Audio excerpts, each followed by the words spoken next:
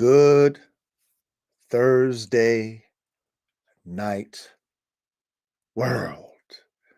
And welcome to another episode of Band Dog Talk, aka Lab Talk with the Dog God, aka the Coach, aka the Elon Musk of high performance working dogs. That is me. And big salute to Young Ready with that pole position. Salute to my brother Cooper. Cooper with that second. And my brother Caveman. My brother Caveman with that third, man. That 1, 2, 3. Y'all know how I feel about that 3, man. That's that root number, man. That Father, Son, and the Holy Ghost, that pyramid. That's right. 1, 2, 3, man. So salute to my 3 brothers in that pole position. Man. God is good all the time. Now, like I always do, I want y'all to get ready. That's right. Get your herbal sensations ready to go, man. Get that shit rolled up. Get your brewskis ready, man. Make sure that shit's cold. Make sure you got your cold mugs out the freezer. Get your shots ready to go, man. Your Hennessy, you know what I mean? Your tequila, whatever you like as far as your shots go, and get your mixed drinks ready to go. You know how the coach operates. I keep it simple because life is already hard as it is. I'm telling you, life is hard as it is when you're putting that work, and more work 3 times every day, no days off. So you got to keep it simple every now and then. So like the coach do, I got my vodka lemonade. Big salute to you. Blue Line, man. My brother Bill, man. Big salute to you, Bill.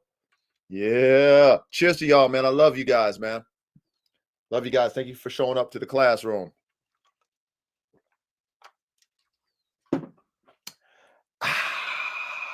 Oh, man. That is good. That is good.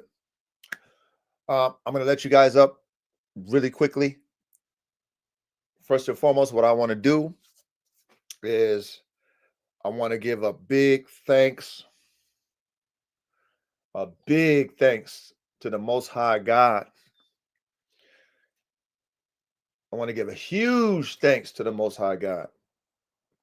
See, when you out here in the field of life and you a pioneer, right? You a spear, right? You're the tip of the spear. You the one that's in the front. You're the front line, right? And a lot of times in life, when you're a frontline individual like myself, I call myself a field general, a player coach. See, I'm in the field with the troops on the front line. I'm not up there in the situation room, moving around, models and shit and calling plays in the situation room in the booth. No, I'm down there with the players, man. I'm front line. So when you're the tip of the spear, you have to have faith, man. And in the Bible, it says faith without works is dead. Now, one thing about faith, right? Life is going to test it. And you don't know how long that test is going to be. You don't know how long. It could be, a couple of days, a couple of hours, a couple of minutes, few years, multiple years, a decade. You don't know how long that your faith will be tested. I must say that my faith has been tested for over 3 years. And because I am the tip of the spear in my realm, all of the force of the battle is on me. And of course, it trickles down to my team, right? My team being me and my wife, right? And my dogs. That's my team. Okay. Because I'm a one-man band. I already told y'all that, right? I do everything. I play all the instruments, sing the song, dance, everything. I'm built for that. But I also am blessed to have a wife that helps me. She's a helpmeet. So I'm blessed to have that. And then I got my dogs, which, you already know how our dogs are. You know what I'm saying? Our dogs do anything for us.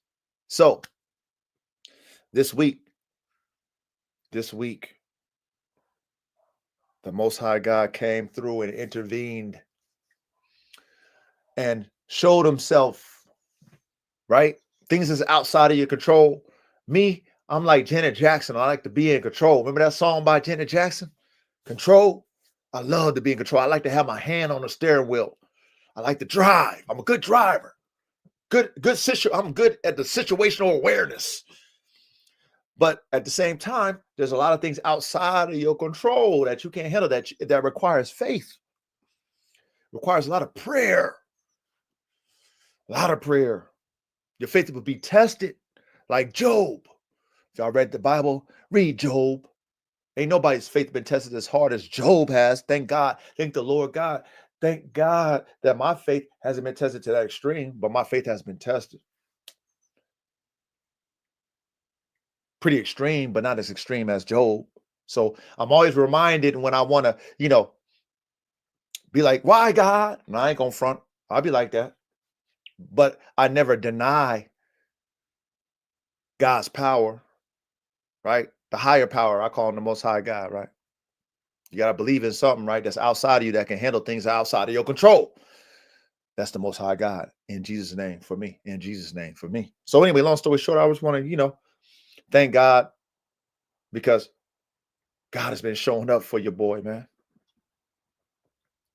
Showing up for his soldier. And man, I've been on my knees. I've been praying every day for 3 years for God to show up. As I continue to put the faith with the works, right? Because faith without works is dead.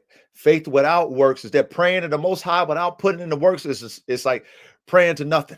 You know what I mean? You're not going to get no response. You're not going to get no answers when you pray and you don't even put no work in. But the coaches are all about the work, and more work 3 times. I've been preaching that shit and teaching that shit since I've been on the internet. Even before I've been on the internet. All my partners know I'll be talking that shit. Work, and more work 3 times. They know I put in the work. But anyway, just want to give a thanks to the Most High God for coming through for your boy, man. Coming through from me, my wife, and my team, man. And showing himself by showing me favor out here in this world. Something that I've been accustomed to damn near all my life. But, sometimes, you kind of lose that.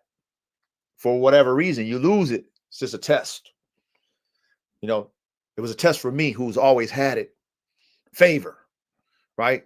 Things that's outside of your realm, you have influence over because of you. And then you have favor. You move in an area, you go here, you go there, you do this, you do that, you put your work in, you get the result that you want because of you. It's called favor. Sometimes that favor gets pulled back for whatever reason. And I've been dealing with that for 3 years. Now I've been always protected like Job. Because I am still a soldier of the Most High God. I still am a soldier. I ain't retired. I ain't fucking gave up, waving my white flag. None of that shit. But God wanted to allow me to earn the level that he's going to bring me to. Right? Because there's levels to life. We all got to understand that. There's levels, there's positions. There's positions in the physical and there's position in the spiritual world. And when you are a favored soldier, the hardest tests are for God's most favorite soldiers. I've always been God's most favorite soldier. Favored soldier. Front line, tip of the spear. No fear. Right? Go into things in the dark and create light. So before I start the show, I just want to, amongst my peers and my brothers, I just want to say, man, I've been so grateful to the Most High God, man, because he showed himself and he's always showed himself to me. But like I said, shit, when you at a high level, he's going to give you the hardest test. And oh my God, I've been tested to the fucking max. And I've stood consistent in the line of battle, front line.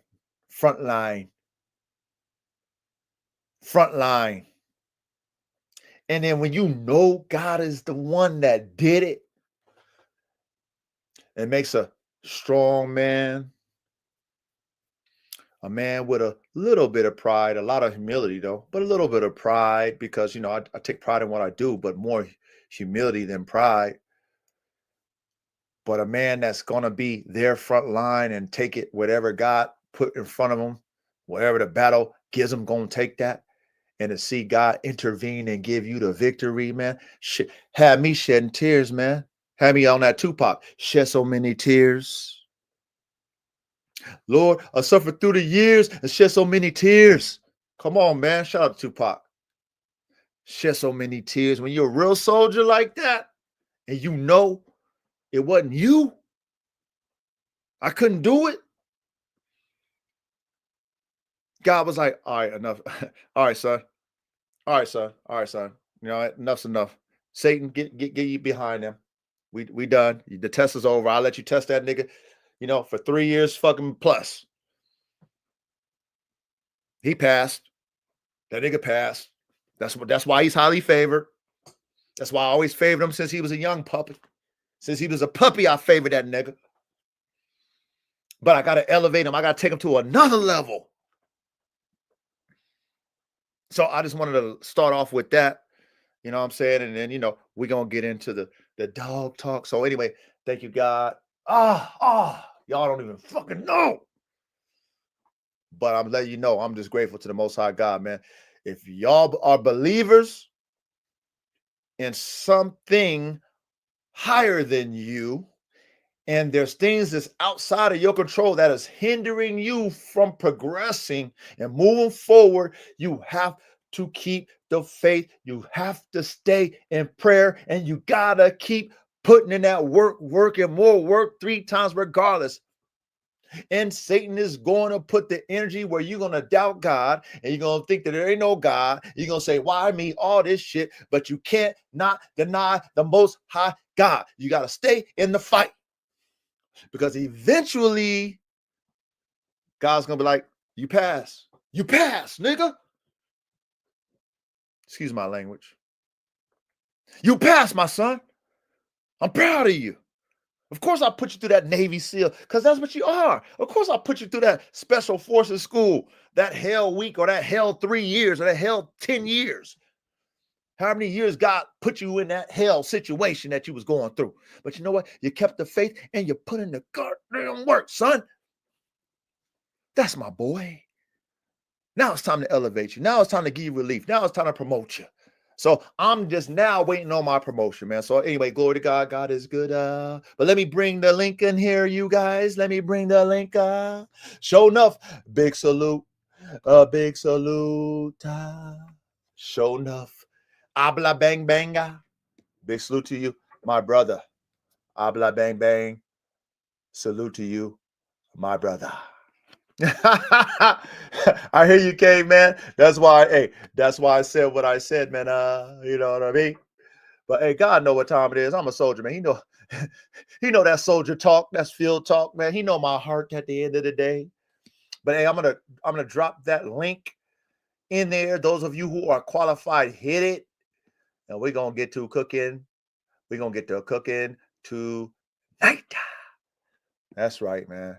Man, hey, God is good. I'm telling y'all, man, your faith is going to be tested. Ooh, your faith is going to be tested when you a frontline nigga. You a frontline soldier. You take all the hits. Ain't no excuses. It's all on you, regardless if it ain't all on you. You feel me? Regardless if it ain't on you, you ain't pointing no fingers. You're going to take it all for the squad, because that's your position. Oh man, it's so good when God gives you that, hey, all right, son, it's enough. When God blow the whistle, all right, man. Game over. Hey, you made it, man. You passed, my boy.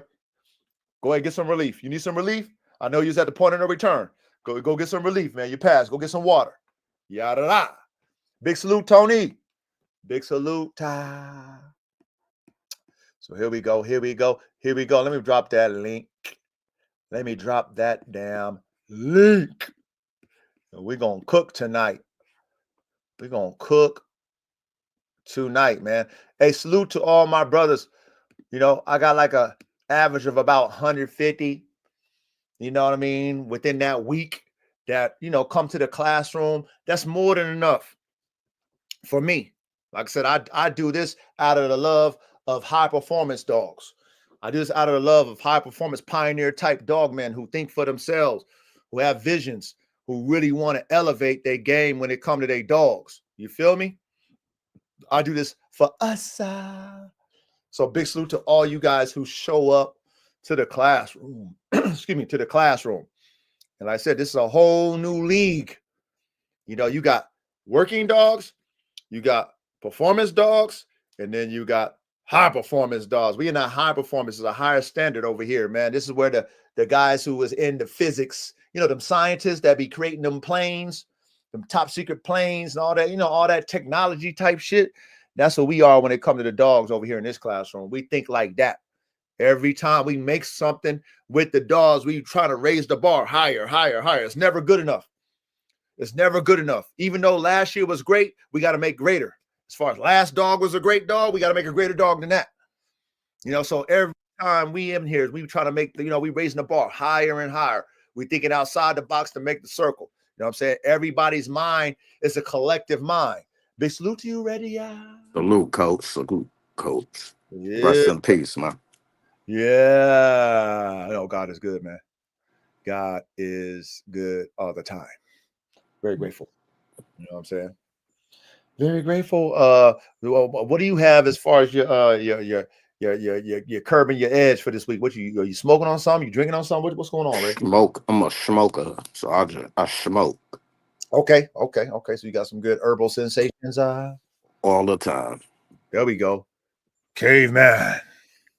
What's up, fellas? What's up with you, man? Hey, my apologies, Caveman, for putting that Negro and that Jehovah all in one little sentence. Yeah. You got bigger things to worry about. Yeah, no doubt. Like I said, God know my heart. You know, that's that social talk. You know, you kind of get aggressive when you're in the line of battle. That's right. You get kind of aggressive. So, I want to talk about something real quick that happened in my week, and then we're gonna get on to the topic. Okay. So, I had a post that I had put up on my IG and my Facebook that had AK-47 chopper, my double XL Pitbull freaking nature, and then I had Snow White, my Kangal bitch from Serbia, and then I mentioned that I had a bleeder, and you know I did the little questionnaire to trigger engagement. You know, should I do this and do that? But anyway, I had a spectator in my comments section that I don't know. It's just random spectator. They always show up. The spectators, the naysayers, the haters, and the commentators, right? They all show up. But I had a spectator that was in my comments section, and he says something that triggered my response. Now, y'all who know who follow me and fuck with me know my response is very simple response. It's going to be sounds good, spectator. That's all I keep it at. We ain't going back and forth like Aaliyah and shit. We ain't on that shit. We on the sounds good spectator, because you can come to the games, right? When you in my chat, excuse me, not my chat, I'm sorry. When you're in my comment section, when I put a post, that means you at my game. That's why I call you coming to you in my stands watching my game. You came there to make a comment, whether it be boo or hip hip hooray, right? So you in my, you a spectator. So I said, sounds good, spectator. But this is what he said. He said, "Oh man, nobody wants your dogs. The dog game is on to you. You're a scammer and right." So I'm like, who the fuck is this spectator? Oh. So I go to this little profile, and it's a fucking, I don't know who the fuck he is. He's this damn spectator.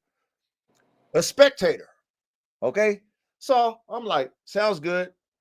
And so then he comments back, that's why you got your bulldogs, and then your dog Red Tiger died because he couldn't breathe, and you're saying some slick shit, right? And so I'm like, sounds good, spectator. That's all, that's all I got.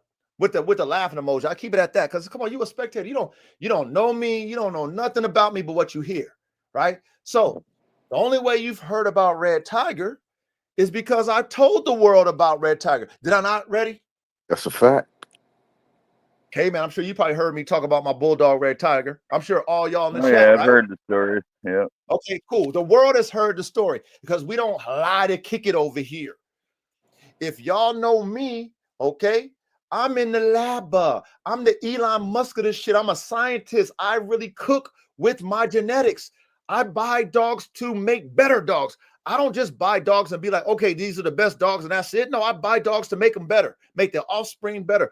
So when he said that, of course, I'm gonna keep it simple with his ass because you a spectator. You ain't gonna get no dialogue from me. I don't even fucking know. You're not even relevant to me.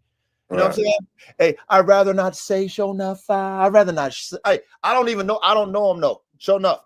I don't even know. I don't know this individual at all. You know what I'm saying? It's like a random like spectator, but he's speaking like he knows something or something. Like, how you know something that I ain't told you directly, or I ain't even told the world because I don't even know you. You know what I mean? I don't have a clue about you. You feel me?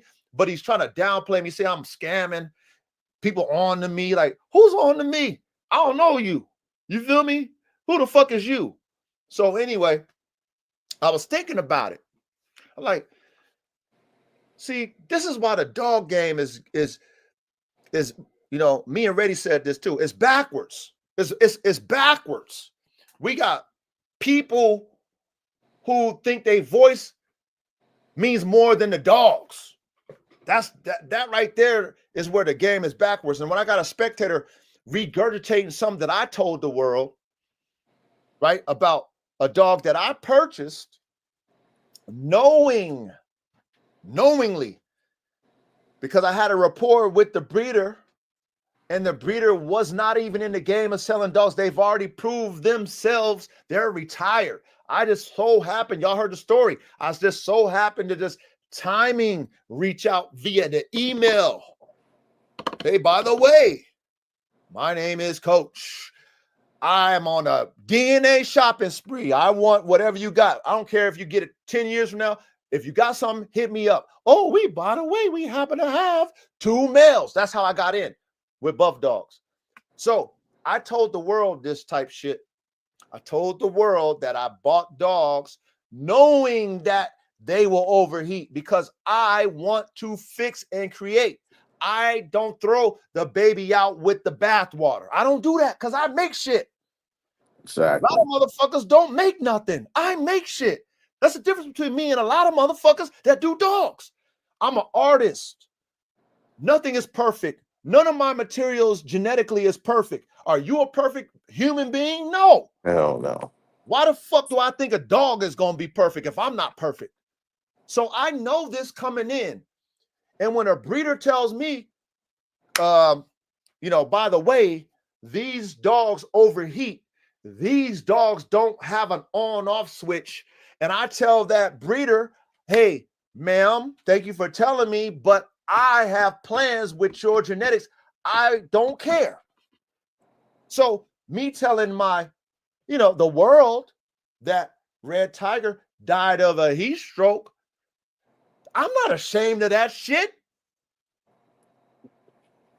That's not you're not hurting my feelings by you reminding me what I told the world, you spectator. You think you hurting my feelings? You think you downplaying me? No, you're not downplaying me. I bought the dogs anyway because I know how to cook them up better. And I already did. I already cooked it up better. Okay? Keep watching the show, spectator. You're going to see. I already cooked it up better. But I wasn't going to give that spectator that type of interaction because, like, I don't even fucking know your ass, nigga. Sit your ass back down in the stands where you belong and continue watching the show. Spectators with the plural. Like, if you do what I do, then you would understand, right? Why I speak the truth to you guys about how I cook and what I do and my pluses and my minuses and my indifferences and all the shit, my victories, all the shit, my losses. I express that to y'all because that's what we do in the classroom. We talk the truth over here. We ain't got to lie. We don't have to lie in the classroom. That's how we elevate. We're over here producing high performance level dogs. I don't care what type of dog that you're producing that is a performance dog. We're raising the bar higher. So you have to think outside the box to make a circle. I don't throw dogs in the trash because of a couple flaws. When you're a spectator, you might do that. Real shit. Do me a favor, Reddy. Put yours on mute if you can. I got you. You might throw your shit in the trash. But see, when you spend money on genetics like I have,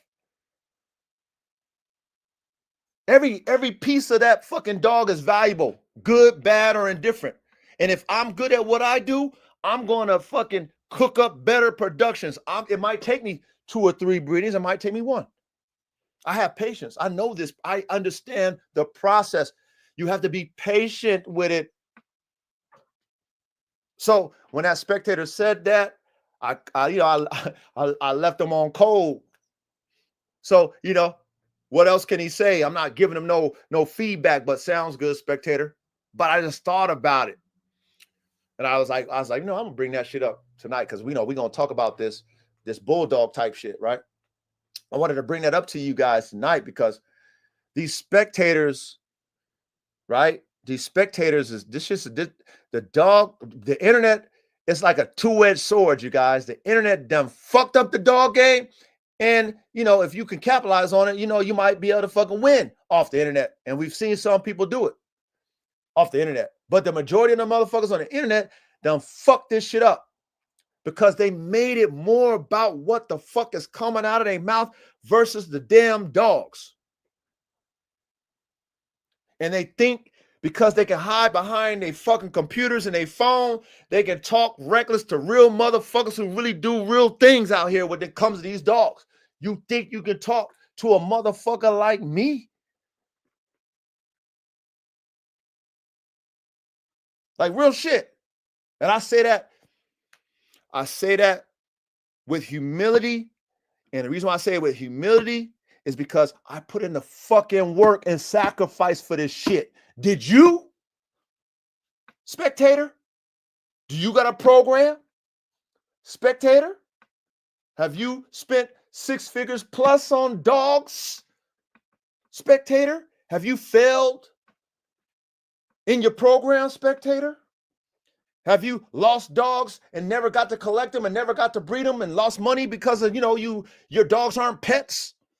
Your dogs are a part of your DNA portfolio, your DNA cabinet, your genetic cabinet, and you just lost dogs and didn't get nothing out of it? Have you bred dogs, had semen that you paid for, put it in a bitch is pregnant, bitch has palometra, take her to the fucking vet, and you got to put her down with your puppies in her?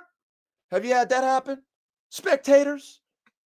Like, that's the shit that this is, like it's backwards. The game is backwards. Like, how do you guys have the nerve to think that you can talk to a real motherfucking dog man and think you're going to influence what that dog man is doing by your words?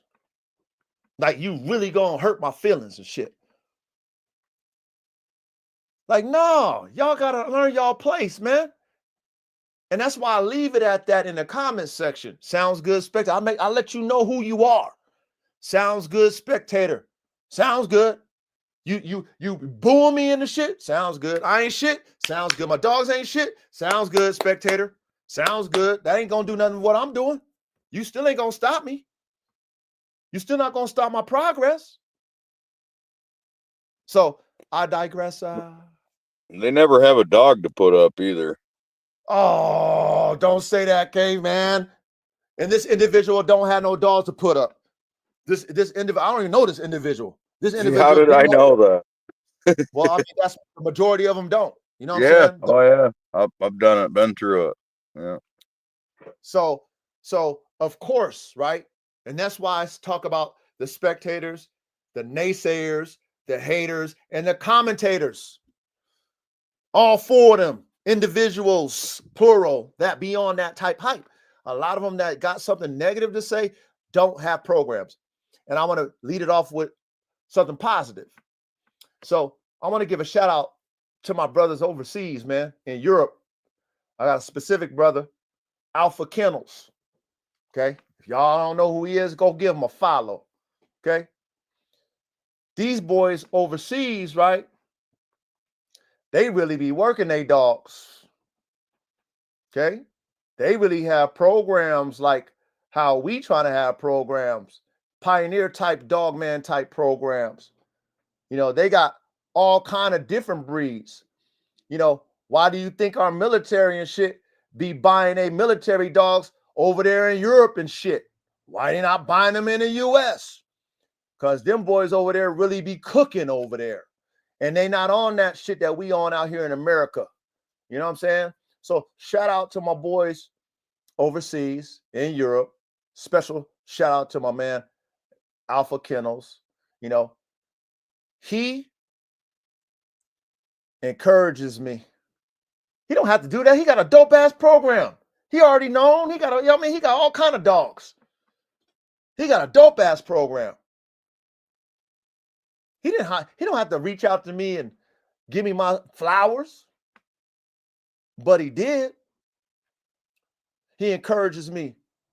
Coach, man, you need to cook that, man. Coach, that's gonna be ooh, ah, ah, ah. He got a breeding that he's gonna do with his Kangal. He got all kind of fucking dope ass dogs.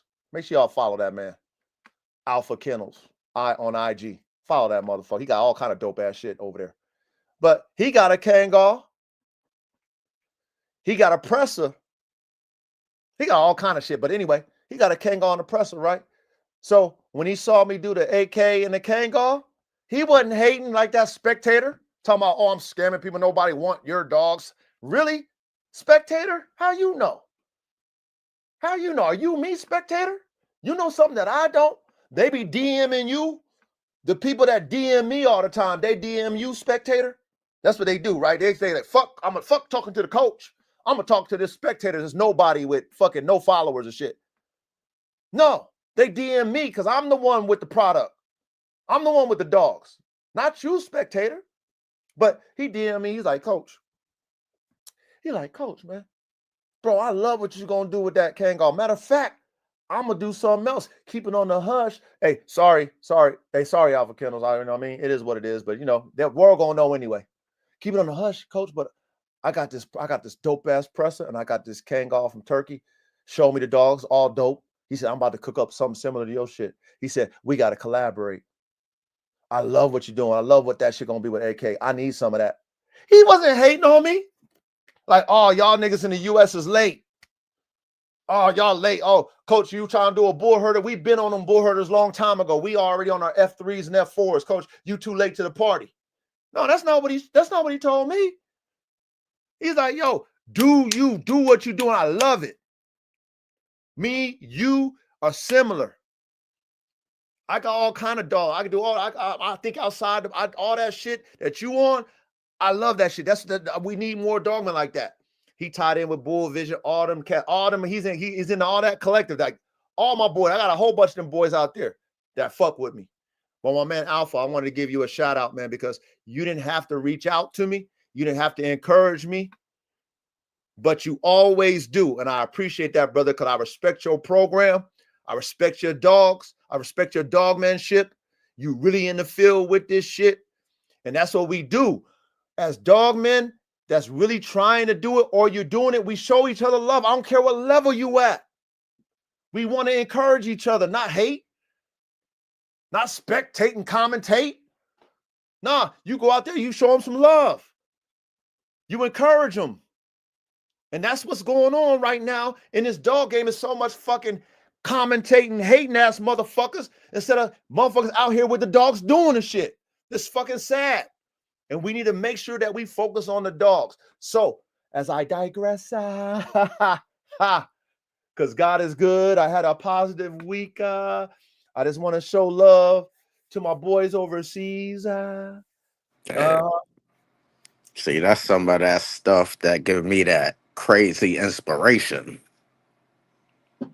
when I hear that shit. That's what we hear. Ladies and gentlemen, dog men and dog women, we here for inspiration. We're not here for no hating, no sneak dissing, no fucking backbiting and betraying. We here for love. We here for encouragement.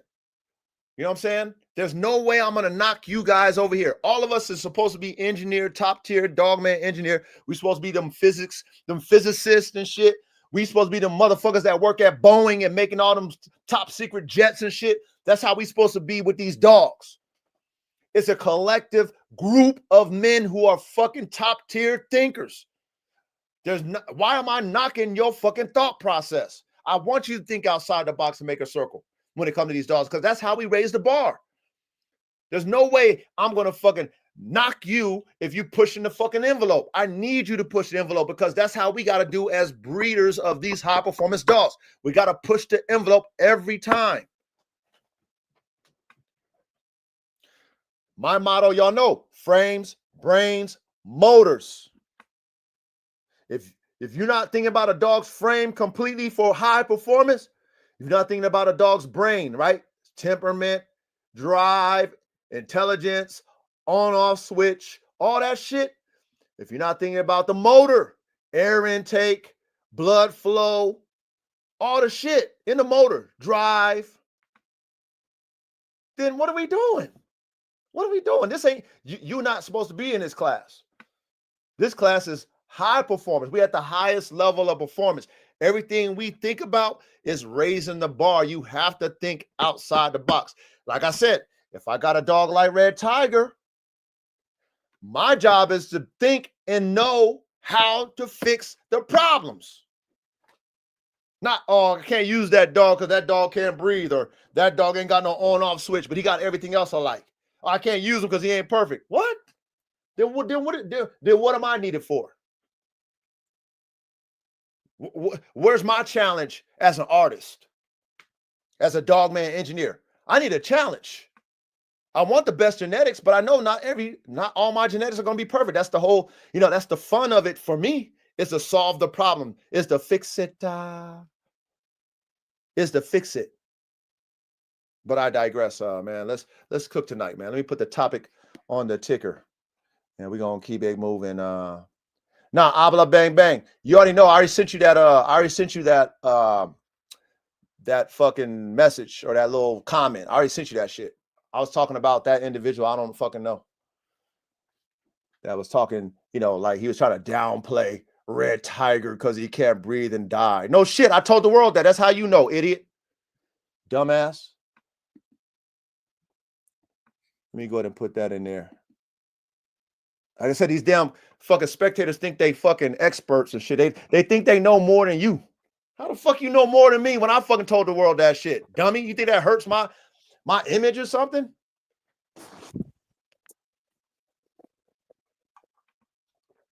Shit sad, man. Anyway, topic tonight. Can an extreme bully type bulldog really be bred to be a high performance working dog? Okay, let me repeat that. Can an extreme bully type, bulldog really be bred to be a high performance working dog? I want to dig deep into that. Now, before I dig deep into that, I want to give a shout out to Vito Alu. Okay, I told my brother Reddy this. I guess he's an American Bulldog breeder, got 30 plus years into the game. I got a lot of respect for him because his vision was my vision when I started, when it came to like American Bulldog type dogs, right? So before I knew about him, I had the vision, right? I love the look of those bully type extreme American Bulldogs, the wide fronts, extreme muscle, big old muscular necks, basketball heads, all that shit, right? I love the look of that shit, right? But of course, I love high performance too. And Vito, he is a Bulldog guy who was around Johnson, early bird, and he know the truth about the formulas, right? To get those type dogs that most of the public like, those extreme bully type, the look of the dog. He know the formula of that. Now, his mission was, because he owned them and he knows the formula, and he had them dogs die on him, just like I had. He was trying to fix it. He was trying to get that extreme dog to have high performance like a pit bull, okay? Because they got the drive, they got the strength, but they don't got the stamina. They don't got that fucking, breathing ability like a pit bull. So Vito, I saw on Aria, shout out to Aria from Samba Kennel. They got the Brazilian bulls, right? The Brazilian pit monster, right? Ready?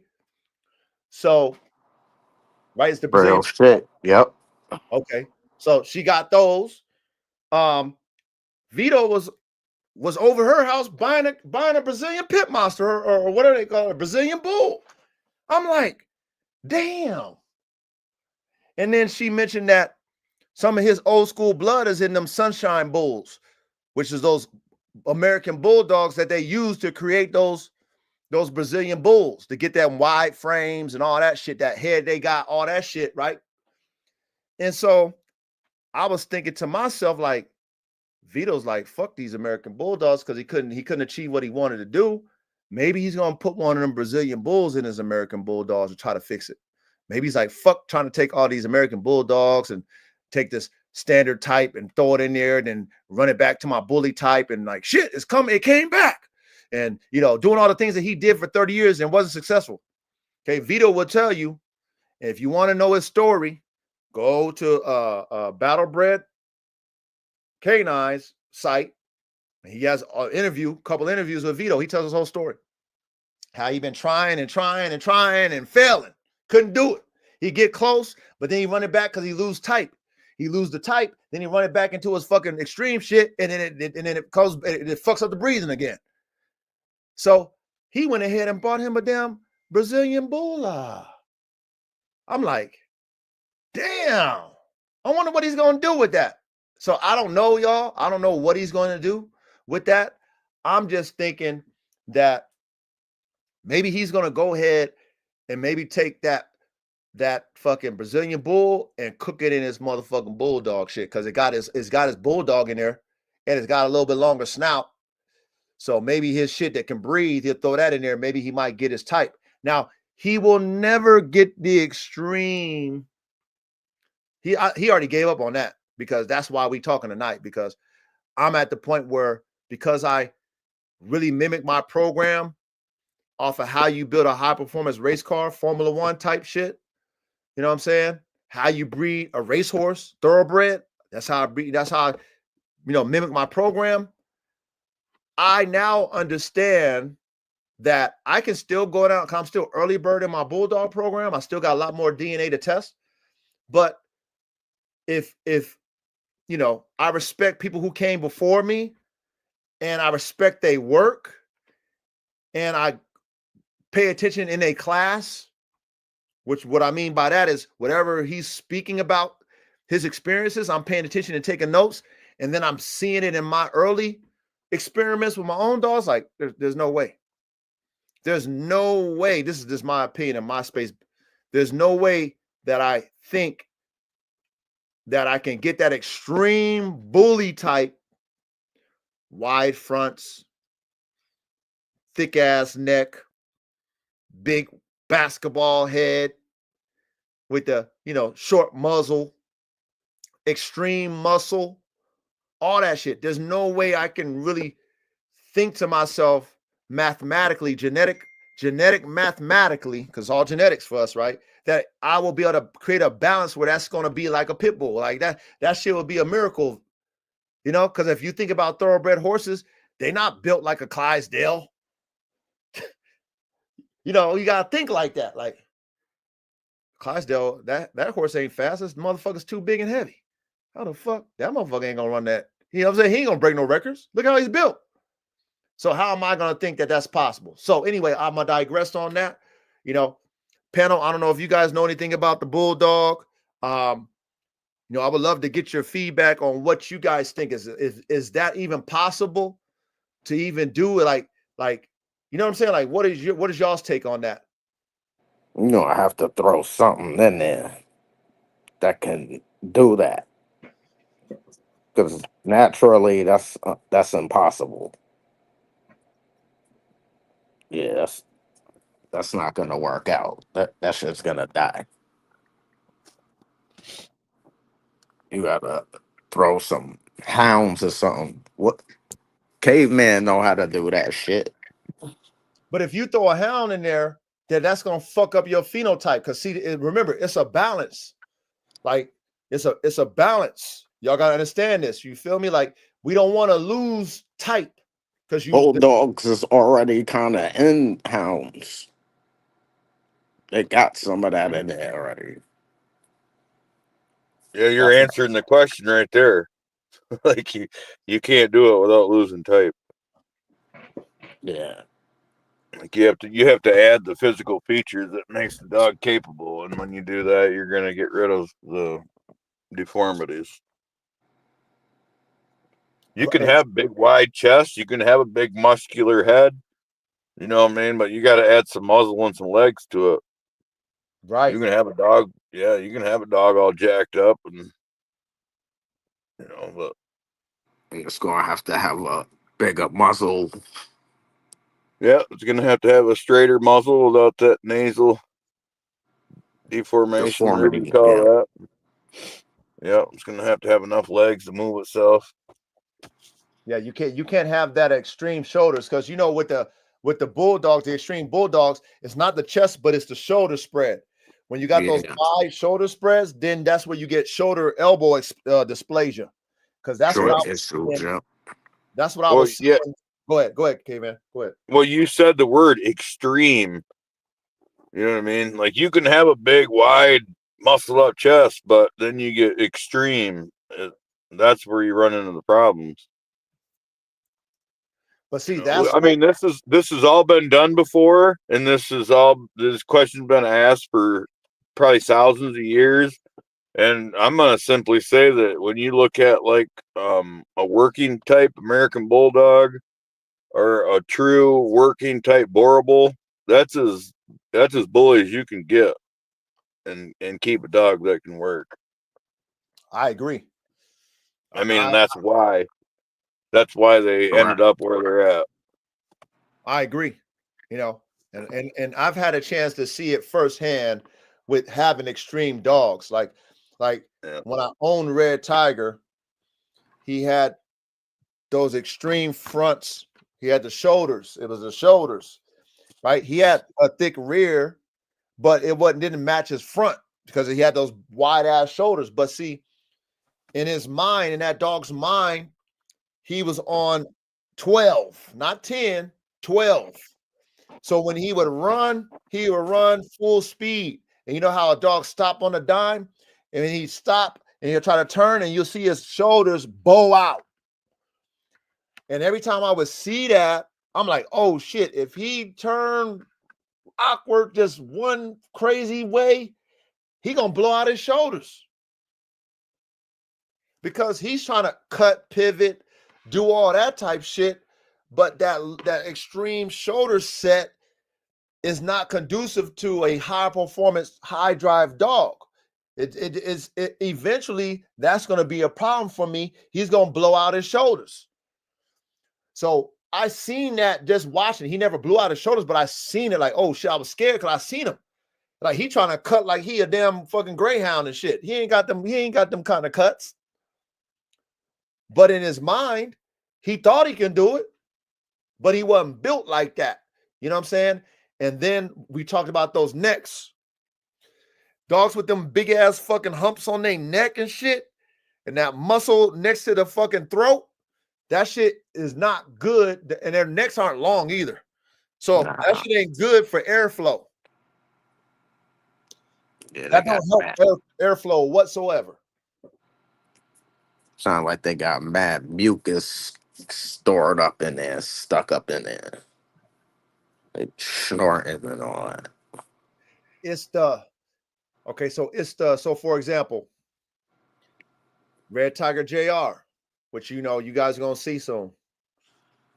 He looks like his daddy in the head, in the neck, and his body is like his mama, which is my band dog Silver Bullet, right?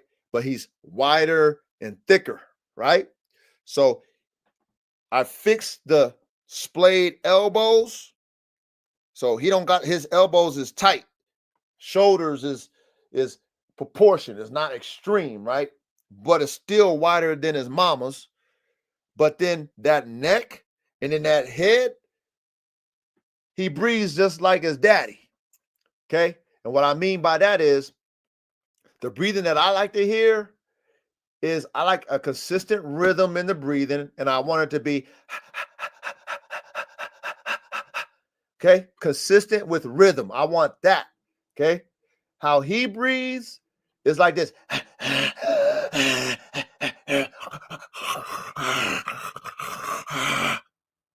That's how he breathes. Because he can't get that airflow. That's no good. That sound like inbred shit. That breathing that his daddy had, it passed on to him. Yeah. Okay. Now I fixed other shit, but I didn't fix the breathing in him. Right now, do I throw him out with the baby in the bathwater? No. I'm gonna Nah. put his semen on ice too, because you know what he got? Ingredients. He got that band dog shit in him. So I know, right? I know if he wasn't a singleton and I had other variants of that genetic makeup, that genetic cook-up between Red Tiger and Silver Bullet, I would have had some that could breathe. It's inevitable. Okay? But being that he was the only puppy out of that litter and he looked just like his motherfucking daddy, then of course I got that. I'm not mad at it. It's only one, it's one dog. I'm gonna put his shit on ice and figure out how I'm gonna fix that shit. Okay. Will he be frontline at my shit now that I got some shit off of Tigress? No. He's not gonna be frontline for my breeding program, but I guarantee I'm gonna put him on ice. Because my program is hoping that I can take Red Tiger JR and fix him. Because there's things that I like in him, but the main thing for me to advance my program, okay, I didn't fix, which is the breathing. Now, he's not as extreme as his daddy. Okay.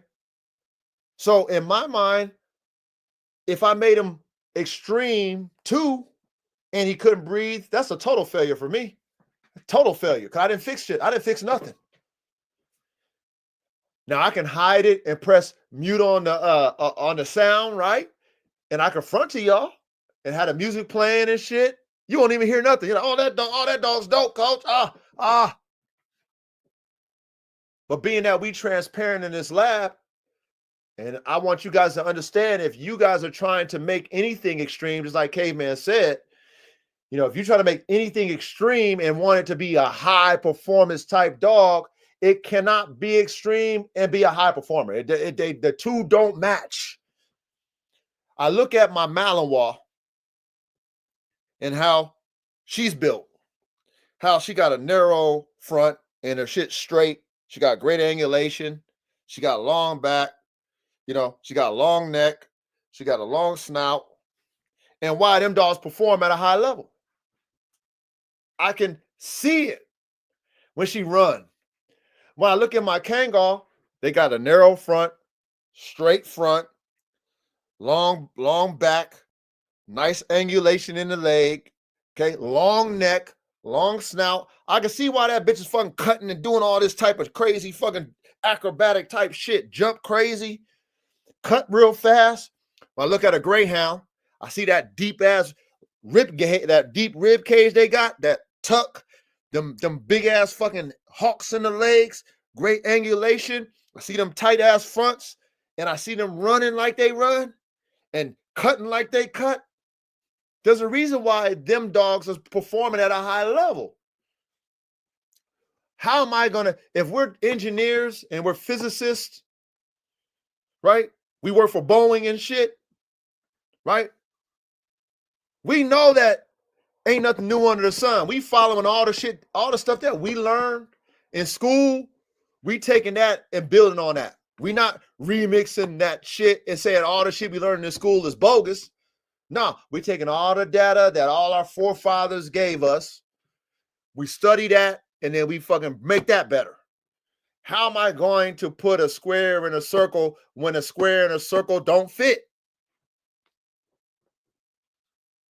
That's real shit. Hey, sure enough, I think I've heard of Renaissance Bulldog. I think I have heard of them. I showed you a picture or a video of them dogs. Okay. Yeah, thank you, Reddy. Yep. Yeah. So I have heard of them.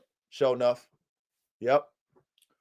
So Chris says, by extreme, I take it you mean XL bully. If so, breed No, I don't. I mean extreme bulldogs, okay? Where they be taking, okay, like Johnson did. Johnson bred, according to Vito, I respect Vito. He was there. He put St. Bernard in that motherfucker. There were some motherfuckers that put Doge Bordeaux in them bulldogs. English bull. There's all kind of concoctions in them Johnson dogs, them big 140-pound bulldogs, the extreme ones. Now, you know the ones with the super wide. Like if you go check out Sunshine Bulldogs, her dogs are extreme bulldogs.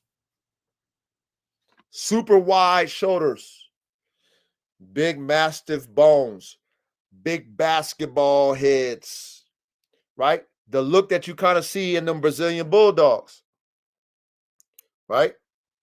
Now, if we're trying to like turn them type dogs into like NFL linebacker type dogs, for a dog that is mission impossible for a dog, because in nature, the dogs that are higher performers aren't built like that. They're not extreme. Just like Caveman was saying, like that, people have been trying this shit for years, decades. And you can't create that balance because it's function and form. It has to make sense. Like as engineers, we have to make the function and form make sense in the lab. You know, like I said, how am I gonna make a red tiger be able to cut without blowing out his fucking elbows when he got them wide ass shoulders? There's nothing in the ligaments that's bringing them shoulders together. They're too wide. His shoulder set is too wide to the body. So when he stack, and we like that fucking wide body, like how we like them cars and shit. We like that wide body Ferrari and shit, or that wide body Lambo or whatever. But see, that's engineered for that. They engineered it wide so it can handle more. But with dogs, that wide shit ain't good for handling, if that makes sense. Yes. And then you will never get the rear to match that extreme shoulder set. If you notice with them bulldogs, right? You never see the front to the back, because one thing that buff dogs told me with their bulldogs, they got those wide ass fronts, but they can never get the back to match the fronts. Well, you know why? Because the shoulder set was fucking off. That shit wasn't supposed to be like that. They kept breeding for that. The rears ain't gonna match that shit. What you gonna have some your hip sockets to be fucking out too far, and then you blow your fucking hips out? That's how you get that hip dysplasia. Because your hip joints ain't fucking intact correctly, ain't tight in the hip socket, but it looked dope in pictures.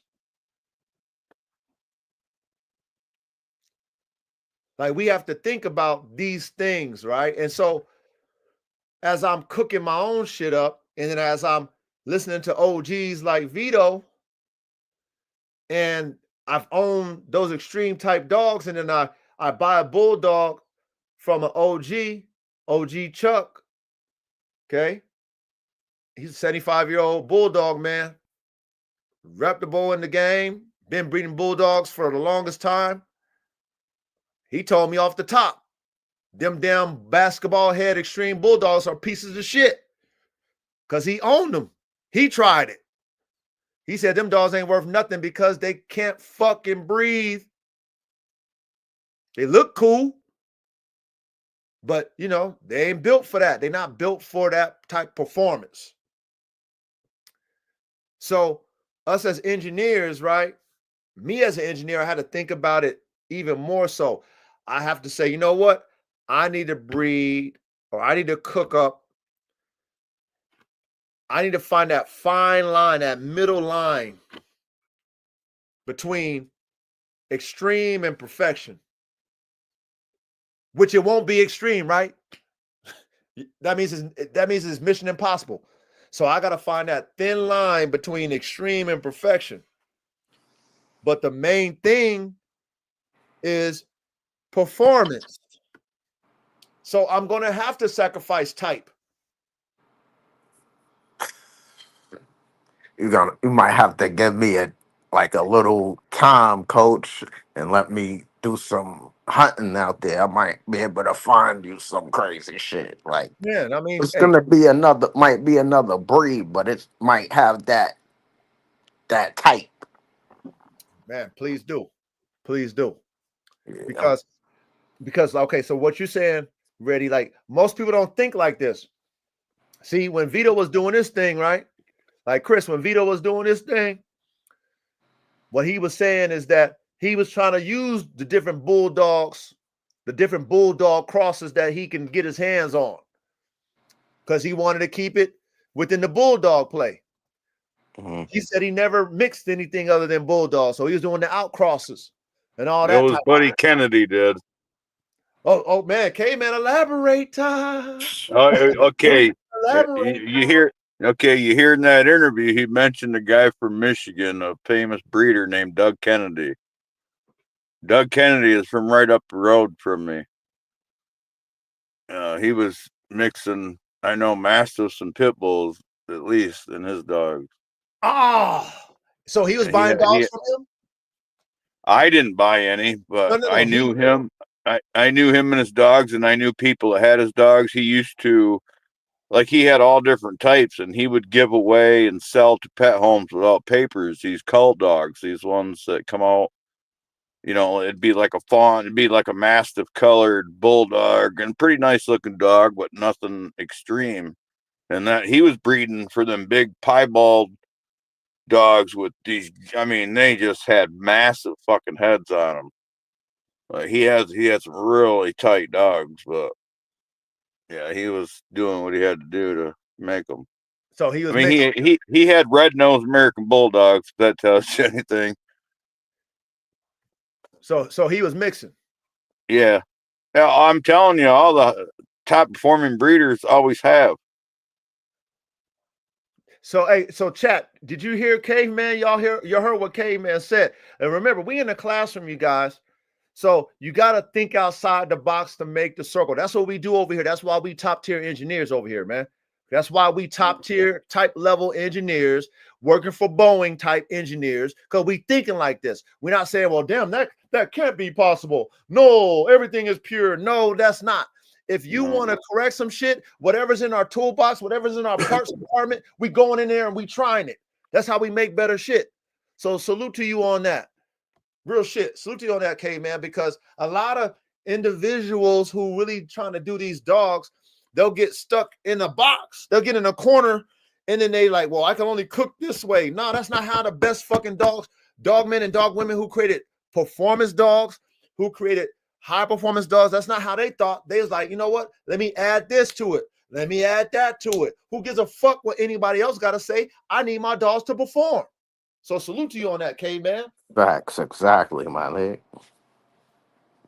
Yeah, a lot of people they don't show you any of the progeny that isn't of type. I mean, they might have bred 6 different dogs and crossed up all different ways, and made a couple F gens, and they might have threw away 40 or 50 dogs to show you this one dog.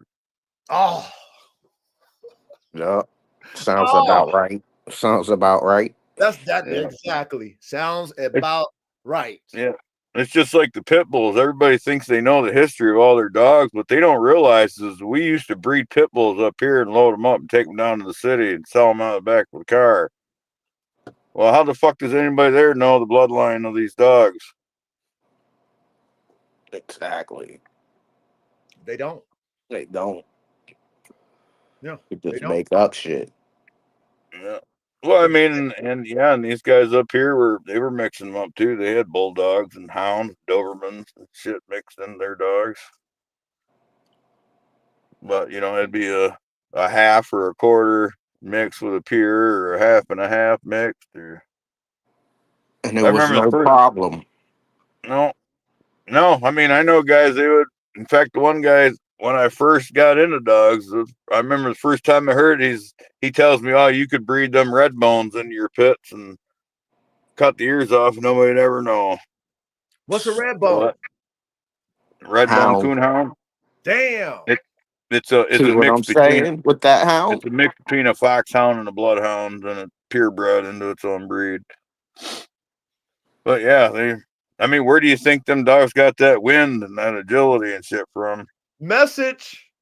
These rangy, you know what I mean, rangy, leggy pit bulls. They don't look like no staffy bull to me. Message. Yeah. This is why this like, classroom is. I'm sorry to cut you off, Kim. I'm gonna let you finish. well, I was just gonna say, just like Reddy was saying, that those hounds, they come from a greyhound and a bulldog cross. So they're already half bulldog, plus they got that drive of that greyhound. So if you was around hounds, it'd make total sense to you. Wow. Hey, this is why our classroom is what it is. This is why our community is what it is. We are here at the highest level of performance. We think outside the box to make the circle. We not box thinkers. As far as like, oh, you can only do this and that's it. This is the only way to do the math problem. No, math problems, that's why I said if you got to think like an engineer. Think like a physicist. When you see the physicists do their formulas, it's a long ass formula. You ever see that shit on a chalkboard? A physicist? That shit is long as fuck. That's just long to get the answer. How are you gonna make a dog better with a fucking basic ass formula? That shit don't make no sense to me. Yeah. And it shouldn't make no sense to you guys as dogmen who want to make your dogs better. You know what I'm saying? Do you. Because the OGs did it before the internet. Nobody was in their backyard. Nobody was in their fucking mind. It was them. They had the dogs. They had the vision. They did it. They competed. They won. Then people who saw their dogs at a high level, they wanted that shit. They didn't ask them how it was bred. That's just this internet shit. This internet shit is on that shit. The fucking real OG dog man wasn't even hearing that shit. And when you was buying dogs, you wasn't asking them how it was bred. The internet do that dumbass shit.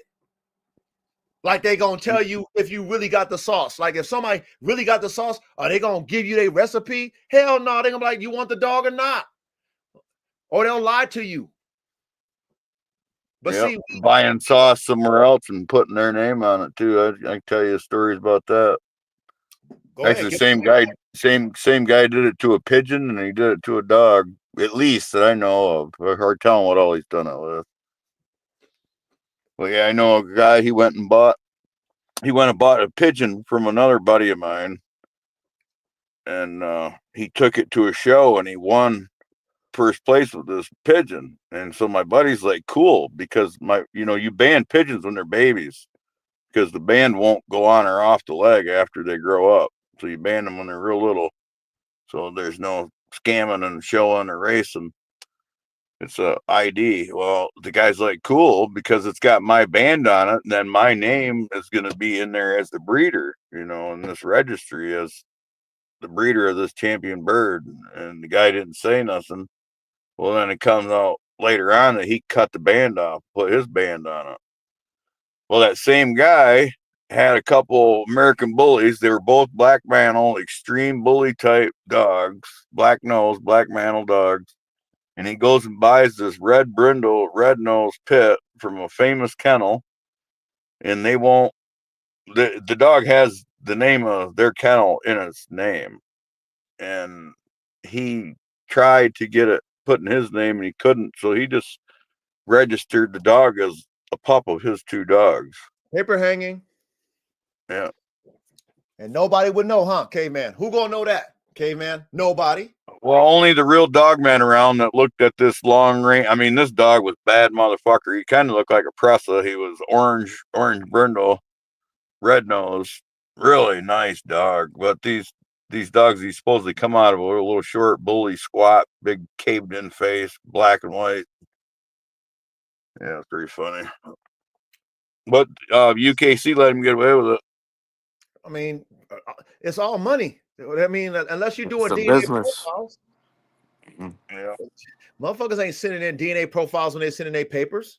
I Know. did. I did. didn't with the My UKC and dog. Yeah, ADBA. my dogs are all DNA profiles. So you can get away with Well, anything. yeah, it's only back then. It was only $40 a dog. But I if don't you're know a what it is registry, you now. just taking the money. You ain't asking no questions. Right. Right. Well, it's just like AKC allowed all these health defects in their dogs. They don't care. They don't care if they're brother or sister. Every time you breed them, they don't give a shit. Hell no. Give me my money when you register. Thank you. Yeah. Thank you very much. Appreciate it. But that's why I say when you're doing performance dogs, it's going to force you in the lab to think outside the box to create a circle, because you're going to run into your own roadblocks when you see your productions not perform the way you want them to perform. It's going to force you to step outside the box. That's why you do it. It's not going to make you listen to people who just talk about shit and ain't did nothing. You actually doing it and like, yo, this shit ain't working. And if you are obsessed and really serious about your program and you really want your dogs to be better, you're going to be like, I got to try something different. So then you guess what you're going to do? You're going to go grab that whatever the hound or whatever the fuck, the greyhound, the whatever you're going to grab it and try it. And then if you smart, because you in the lab and experiment, you're going to find that phenotype that got what you want, that look exactly the way it needs to look to fool your motherfucking opponents or your or whatever. Whoever don't know what you did, you find the one that matched your phenotype and you got them all fooled. They don't even fucking know. Facts. Well, that's Imagine Go ahead. Imagine the mentality of somebody that goes, wow, that dog does so much better job at this than my dog. I wish it was the same breed so I could breed them together. Right.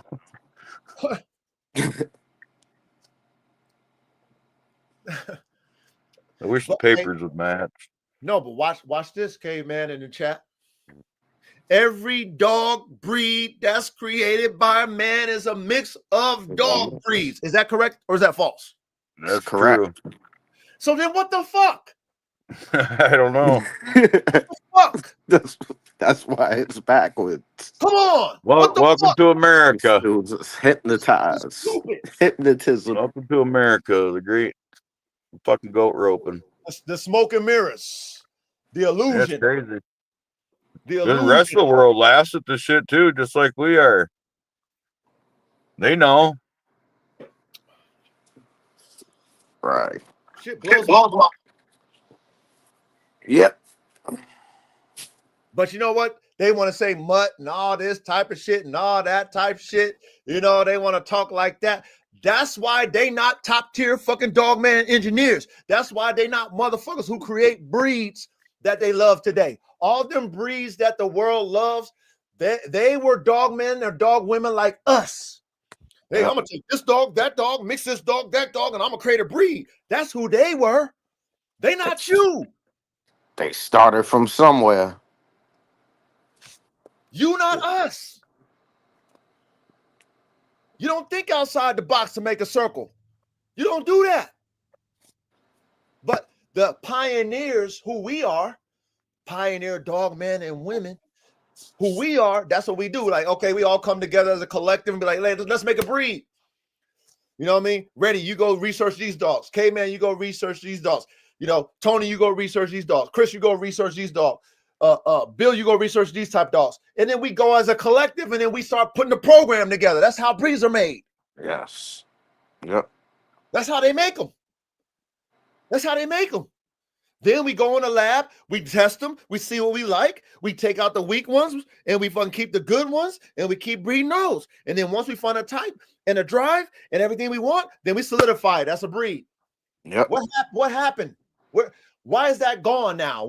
Where's the creativity at? That stopped. They lost it. We can't create dogs no more. If we do it, we making mutts. But the OGs in the past, they did it.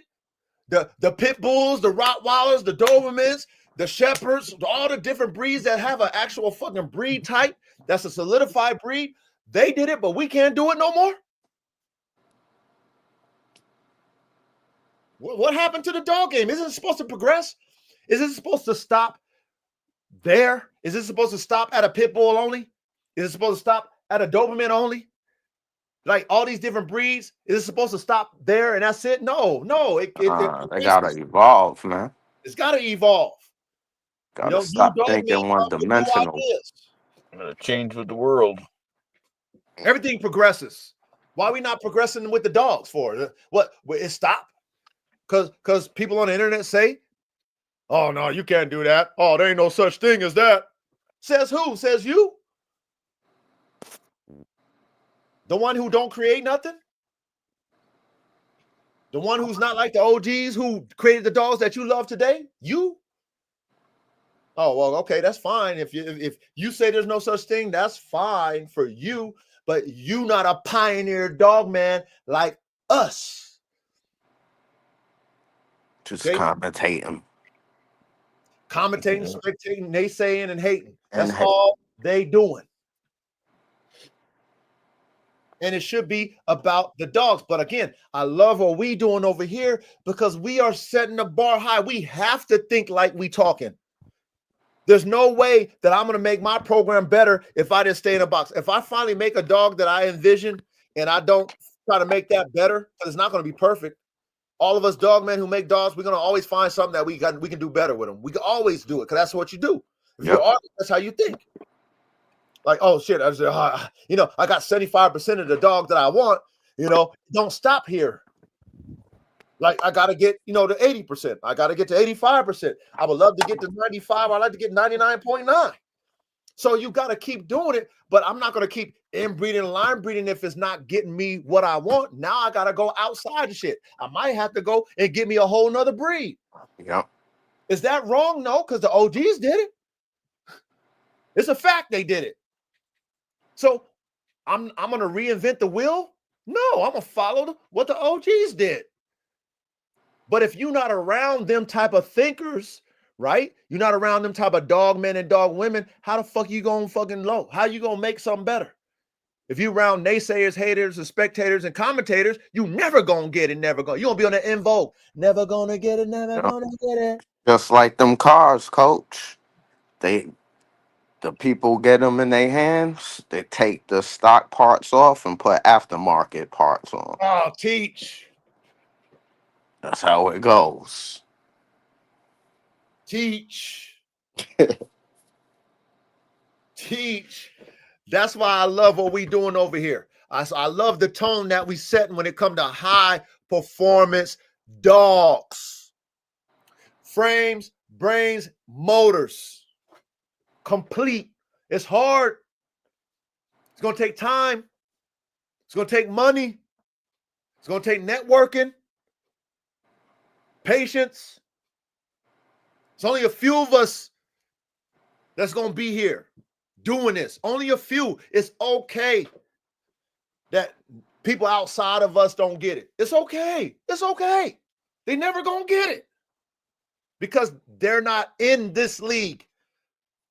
They will never get accepted to Boeing. You know what I'm saying? They would never get a job at Boeing. They belong where they belong. We over here. Go ahead, okay, man. Go ahead. No, go ahead. Go ahead. I thought you were done. Well, I was just gonna say a side note about the Boeing's Jet Factory. That's pretty amazing fucking place. Right. You been there? No, I watched like a modern Marvel show on it. Yeah, modern Marvel is dope. Yeah, there's like 10,000 people there at any given time, and they've got their own city in there. They've got.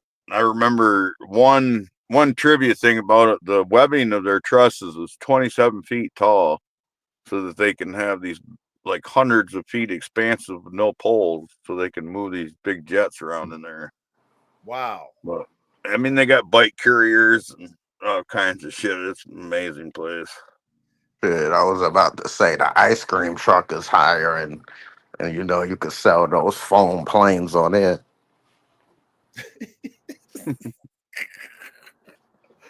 Oh shit. Oh my goodness. But that's why I want us to be inspired. That's why I love the classroom that we have, because I love free thinkers, man. I love it because it's a collective mind. That's why I appreciate all you guys. You know, I appreciate Reddy when he be bringing, you know, he's showing me different shit that I ain't even ever seen before, because he got a fucking palate for fucking dogs. He got a palate for working dogs. So he be on the hunt. You know what I'm saying? Coach, have you ever seen this? Coach, have you seen it? You know they doing that? You know they doing this? No. For me, who love dogs, who love creativity, because I'm a creator, I love to see people do. Reddy, did you just show me a damn Chihuahua, goddamn Dutch Shepherd? Yep. That dog was dope as fuck, to be honest. Hell yeah. That's different shit. I'm gonna keep it real with you. Y'all probably never heard of that, huh, chat? A Chihuahua Dutch Shepherd. That dog was dope. That shit was jumping on shit. Up on high shit. Shit And you wouldn't believe. And it looked like a perfect hybrid between a Dutch Shepherd and a Chihuahua. It looked good. It looked kind of just like a Dutch Shepherd. But smaller. But smaller, mini. And it was doing all that Dutch Shepherd shit. Facts. See? Like, imagine if you heard that. Reddy, check this out. Cat, listen to what I'm saying. Imagine if you heard somebody say it. Like my nephew was like, Unc, I want to make a Frenchie band dog. And I was like, when I heard that shit from my nephew, I was like, what? That's fucking dumb, right? Real shit. I'm like, that's dumb. But I ain't never seen it before. So imagine somebody says, oh, I'm going to take a Dutch Shepherd to a Chihuahua. You're going to be like, that's dumb until you see that motherfucker in real life. And that shit working. And that shit fire. It's just a show, though. High performance, though, that shit. No, caveman. Nah, caveman. Hey, send caveman that shit. Ready? No, that motherfucker was performing like a Dutch Shepherd, just a mini version. What I'm saying is, how many fingers is it going to take me to kill the little motherfucker? Okay, so look, that dog right there might be good for like kind of like how the what's that little damn little dog, the terrier dog that everybody like, that's like damn near like a pit bull. The bull terrier? No. The mini bull terrier? Oh, the Patterdale? Patterdale and the Jag. That yak terrier. Like the yak terrier. That motherfucker was like the yak terrier and the Patterdale. That motherfucker was getting it. Yeah. Because you know what? The Chihuahua is smart and the Chihuahua is fearless. It's a small dog, but it's fearless. And it's a rodent, motherfucker. And then you throw that Dutch in there too? You throw that Dutchie in there? Shit. I said athletic is a motherfucker. Bro, that thing looked good. Yeah. Like it looked good. You know, the concept will make you be like, nah. Like you said, sure enough, man, they can keep that. But when you see it, that shit was dope. That shit was no pussy ass looking dog. That shit looked good. And it had dummy drive too. Teddy. Oh man. So these are the things that us as dog men who think outside the box to create the circle, we can't be knocking these ideas, because you never know what somebody produces and you be like, yo, that's a dope ass dog. I would have never thought of that. But this dog is getting it in. Well, we got somebody else up here now. Yeah, we got Dogman Don. Oh, yeah. I ain't Dogman Don. Wasn't paying attention.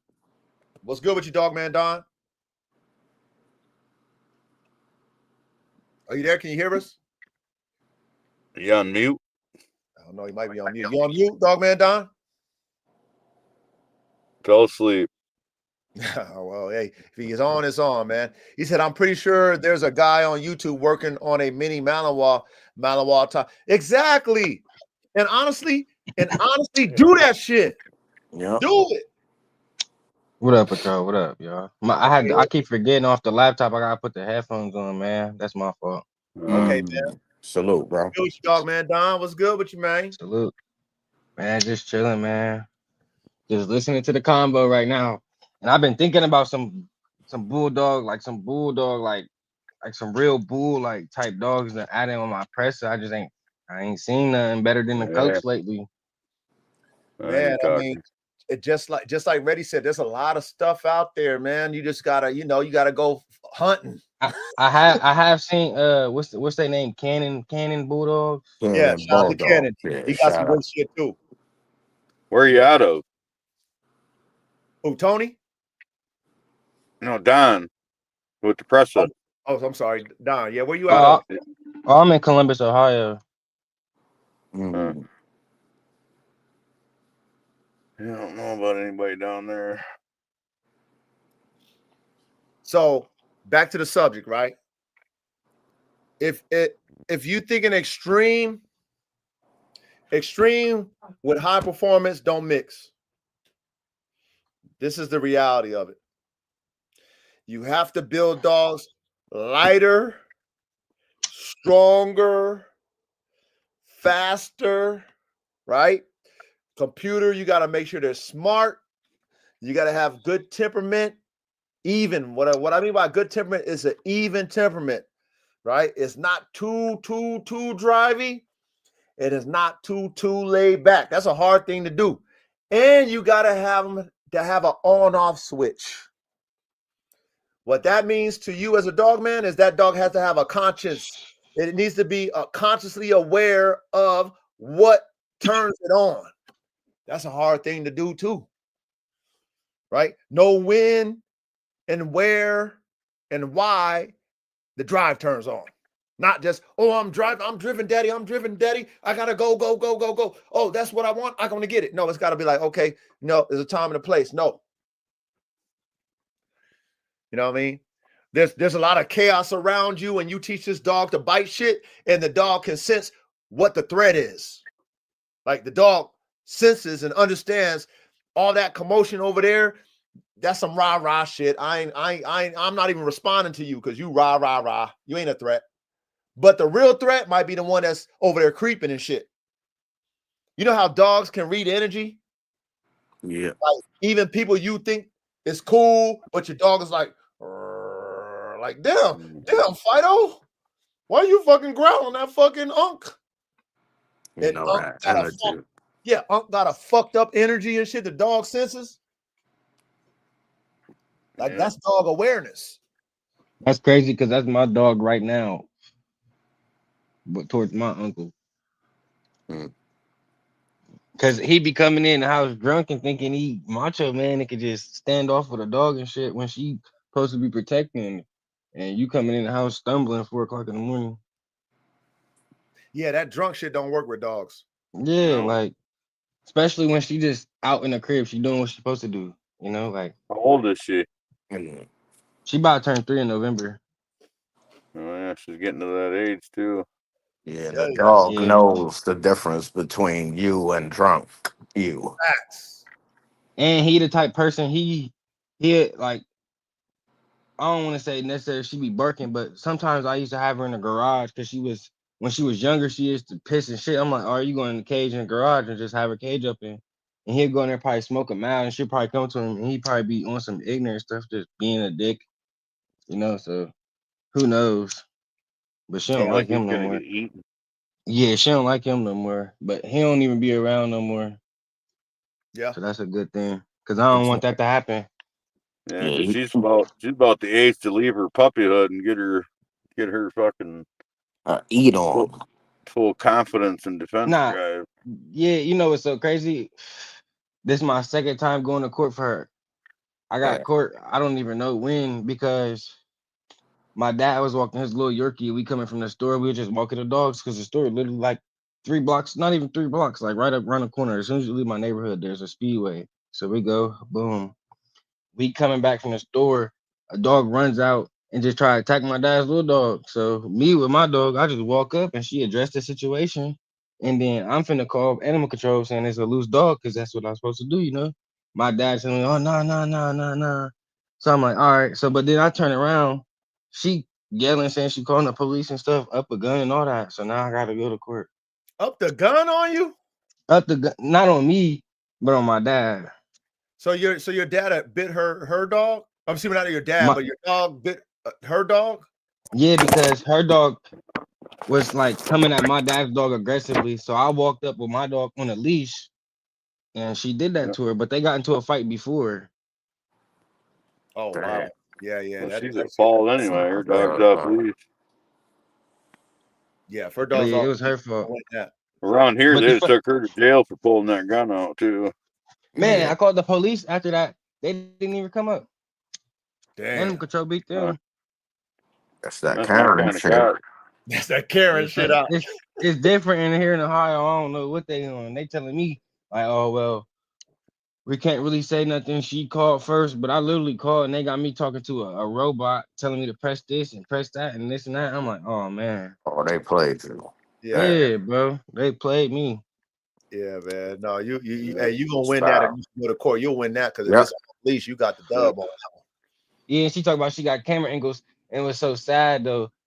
Nobody else in that area had camera footage like would have showed, but we wasn't even on her property. Her dog came onto the neighbor's property and tried to get my dad's dog. And then I walked up and my dog, she used like fighting techniques. Like if y'all ever peep how dogs fight, like I feel like some of them have techniques and she grabbed legs and then she'll put you on your back and then she grabbing your neck type. Like so that's what she was trying to do.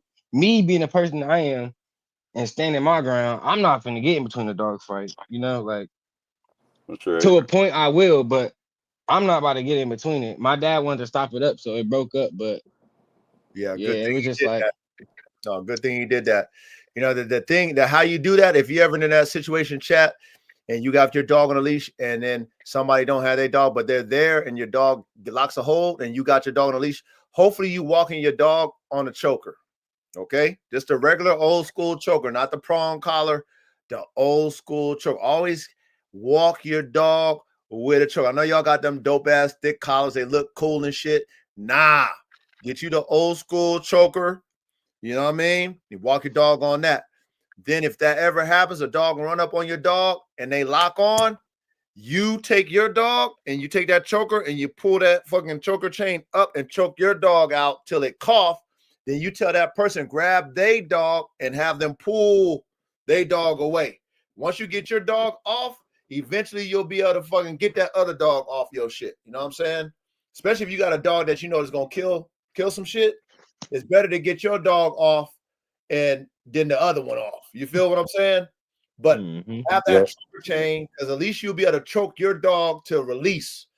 You know what I'm saying? Because I had a situation too back in the day where a neighbor's dog was loose, and it was a boxer. And I used to always walk my dog when I lived in a residential. I used to always walk my dogs at night, like after 12, because I didn't want that to happen. I want no neighbor walking their shit off the leash. Exactly. Stupid. So I walk my dogs late at night, but this dog was loose. And man, oh man, it was all bad. You know what I'm saying? Like that dog ran up on my dog. And that's when I had this dog called Buffy the Silent Assassin, man. And that bitch fucking had that dog. And you know, it was all bad. It was loud. And the neighbors came out and they was like, oh my God. Right. Cause you know, they don't know no better. Oh my God. I said, sir, come help me. I said, grab that fucking dog by the legs. He was all scary and shit.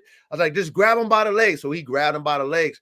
And so that's where I grabbed my dog and I choked her out because she had him locked up on the neck and shit. And he had her on her head and she had him by the neck. So I choked my bitch out and he kept pulling. And then we got him away just like that because I got my bitch off the neck. But man, if I didn't do that shit, it would have been all bad. Animal control would have got me. Because my dog would have killed that dog. And it's pit bull. Yeah. Like that shit was crazy. But you know, it is what it is. Chris said Dax has some good hybrid American Bulldog, Johnson Scott mix. They don't seem to have a breathing issue that I know of. You talking about who? Dax, is that not Dax the American Bully, but is that a Bulldog line? DAKKS, Chris? Is that a Bulldog line?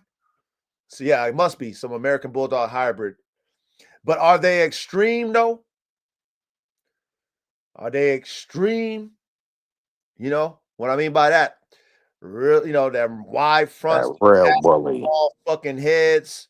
You know what I mean? Them extreme with dogs. the jowls. Okay, Chris said, yeah, they're bulldogs. Okay, shit. Chris, do you follow me on IG?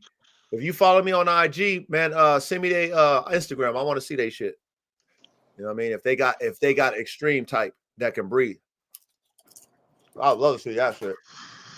Word. I think it's impossible. I feel like all you do is fix that nose a little bit, and you in there. But it's not just a It's nose. more than that. throat. Yeah. It's more than the nose, the Hell whole yeah. body. It's not. It's the throat, and then also it's the lung capacity too. Yeah. A lot of them bulldogs got a barrel chest and shit. Breathe, yo. They got that barrel chest and shit. They don't got that deep ass rib cage with them big ass lungs and shit. Like so when you own a dog like AK, and the way his rib cage is fucking built, I can't see inside his body, but I know that motherfucker got big lungs. Because the way he breathed, that shit sounds so fucking great. That shit's Dax American Bulldogs. Okay, I'll check it out, Chris. That shit sounds so beautiful. That's why I want one of them in Snow White. I'll mix that with a bulldog type. See if that'll turn it up. But it'll turn it up, but you're gonna lose that phenotype. That's the song and the dance that we talking about. Yeah. Like the look of it, you're gonna lose that if you do that. It's gonna be something totally different. You don't think that you AK can is the gradually bring it phenotype back? you're looking for. Yeah, Yeah, quit trying to do all that extreme shit. You want a fucking extreme dog? AK's got the phenotype for performance. But it won't. Okay, but it won't be that bulldog extreme phenotype. There's where the L comes. You know what I'm saying? Like that's what Vito was trying to do, and he couldn't do it. And that's why I said happen. They've already pushed that bar as far as it can go. You know what I mean? When you try, I'm gonna do this, I'm gonna do that next best thing. It ain't gonna work. You're going backwards. I agree. Yeah. I agree. And that was my conclusion too. Okay, man. It's like that, if somebody has 30 years and they've been trying it, who am I? You know what I mean? Yeah, I bought all this different DNA, all these different bulldogs. Yeah, I'm gonna try this, I'm gonna try that. But the reality of it is it's not gonna work because of the level of performance that I want. If I want that dog to perform and breathe like an AK, then I gotta use a dog like AK. If I want that. I can't use another bulldog who might have somewhat better breathing, but it's not to my level of breathing that I want for my bulldog. Nah, that's a fact. You're not gonna get it. It's not gonna work ever. Well, best you can do is take one of them big bully type dogs and breed it to something more athletic and try to add a little more muscle tone to them. See, we got. Go ahead, ready? I was gonna say with the Brazilian bull joints, the pit monster joint, I could see them like what Vito maybe gonna do if he puts that into his American Bulldog. Right. It might fix the problem, but we still haven't seen the pit monster in action. Right. We're just seeing them. Action dogs. So ready? They ain't got no stamina. That's what I'm thinking too, K man. I'm thinking the same thing. Like that's not that. I don't know. It might work, but I don't think it's gonna work. It can breathe. Dogs can breathe. But look, Vito said that he made dogs that can breathe, right? They just don't got stamina. No. But what he was saying is that when he took it back to the phenotype that he wanted, the breathing got fucked up. It came back. Right. It should pop back up. Right. Yeah. So that's the problem. That we got to get rid of that trait and try to keep it and get rid of it, but try to get that phenotype still. But you can't. Like K-Man was saying, that's impossible. The extreme dogs is not built for performance.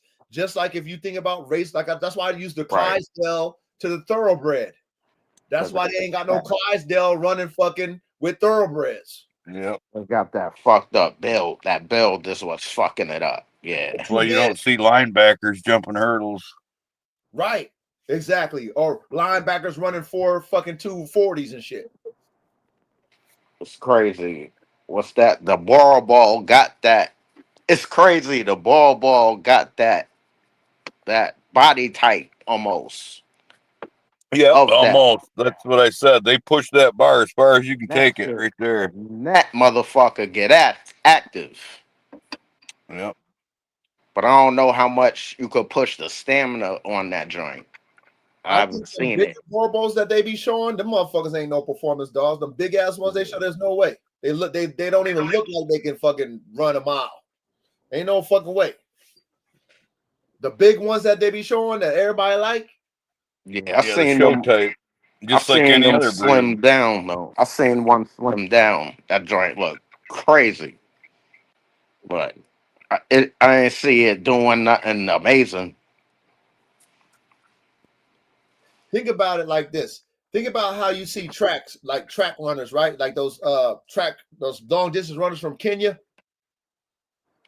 And Yep. they be always winning them long, triathlons and them 1600s or whatever them, in the Olympics. They be from Kenya and they can run for fucking ever. Yeah. The pace. Look how their body is built. You think a sprinter can run that type of shit? You see a sprinter's body versus that type of a long distance runner. So it's like, how do we think as dogmen that we can have these big ass dogs that have maximum performance level type stamina? It just physics don't allow it. And if you look at a lion and how they always roamers, even the big lions, right? The big males, if you look at their body type, they still slim. They just got big bones and big, their frames are big, but they're not heavy. I'm talking about like they don't have a heavy set fat build. Because them lions are they roaming for miles and miles and miles. They got to go hunt and they got to run for miles and catch their prey. They body types is built for that performance. But if we just trying to have a look like, oh, look at that big ass muscle bodybuilder type fucking extreme dog, but we want that shit to have stamina, perform, and breathe. I don't think by physics of a dog, I don't think it's possible. I don't think it's possible. Yeah. It kind of felt like they took the English Bulldog and was like, yo, let's try to fix this shit. And then they came out with the American Bulldog. That's all. And that's where it ended right there. Those types of American Bulldog. Well, you got the standard type, and those are more pit bullish type. There's nothing extreme about them, and those ones perform well because they're not extreme. And people like those freaky dogs, right? Because it's that what they call the wow factor, right? Yep. That's what different. That's what appeased me about the Bulldog is that wow factor, those fronts and the muscle and the that head. freaky shit. Yeah, I'm like, ooh, that dog look dope. Oh, they say those dogs like a pit bull. Okay, shit, I want one. Then you get it, and it's like, no, that ain't no pit bull. Yeah. That ain't no pit bull. That motherfucker can't breathe. It is mine as a pit bull though. Right. Right? It's got drive. It's strong, but its aesthetics is not built like a pit bull. They didn't throw a hound dog in them goddamn extreme bulldogs. They threw Saint Bernards. They threw mastiffs and shit in there. They because they wanted the size. They wanted the visual. They performance was out the window for those extreme type dogs. Like an asthma dog and shit. What about the ones that ain't extreme, like the what's the blue blood bulldogs? Because I know them not really on the extreme side. Yeah, the Scots. Is it That the Scots? shit got that You talking about Catahoula. That what is it like Yelapa, a alpha blue blood? That Yeah, they whatever got that stuff is. Catahoula in there. Because I know them not really that extreme. I wonder if they can breathe. There's bulldogs that can breathe, right? But see, You use those to hunt people. And not used for the long haul. You right. can't. Yeah. If you're trying to so okay, with me, I want my shit to act and perform like a pit bull, but have that extreme features that'll wow you. Okay. Now, I got Tigress. She only thing that she has as extreme is her front. She got those extreme shoulders and shit. That's what she got. But her rears don't match her fucking shoulders. Her shoulders are really extreme.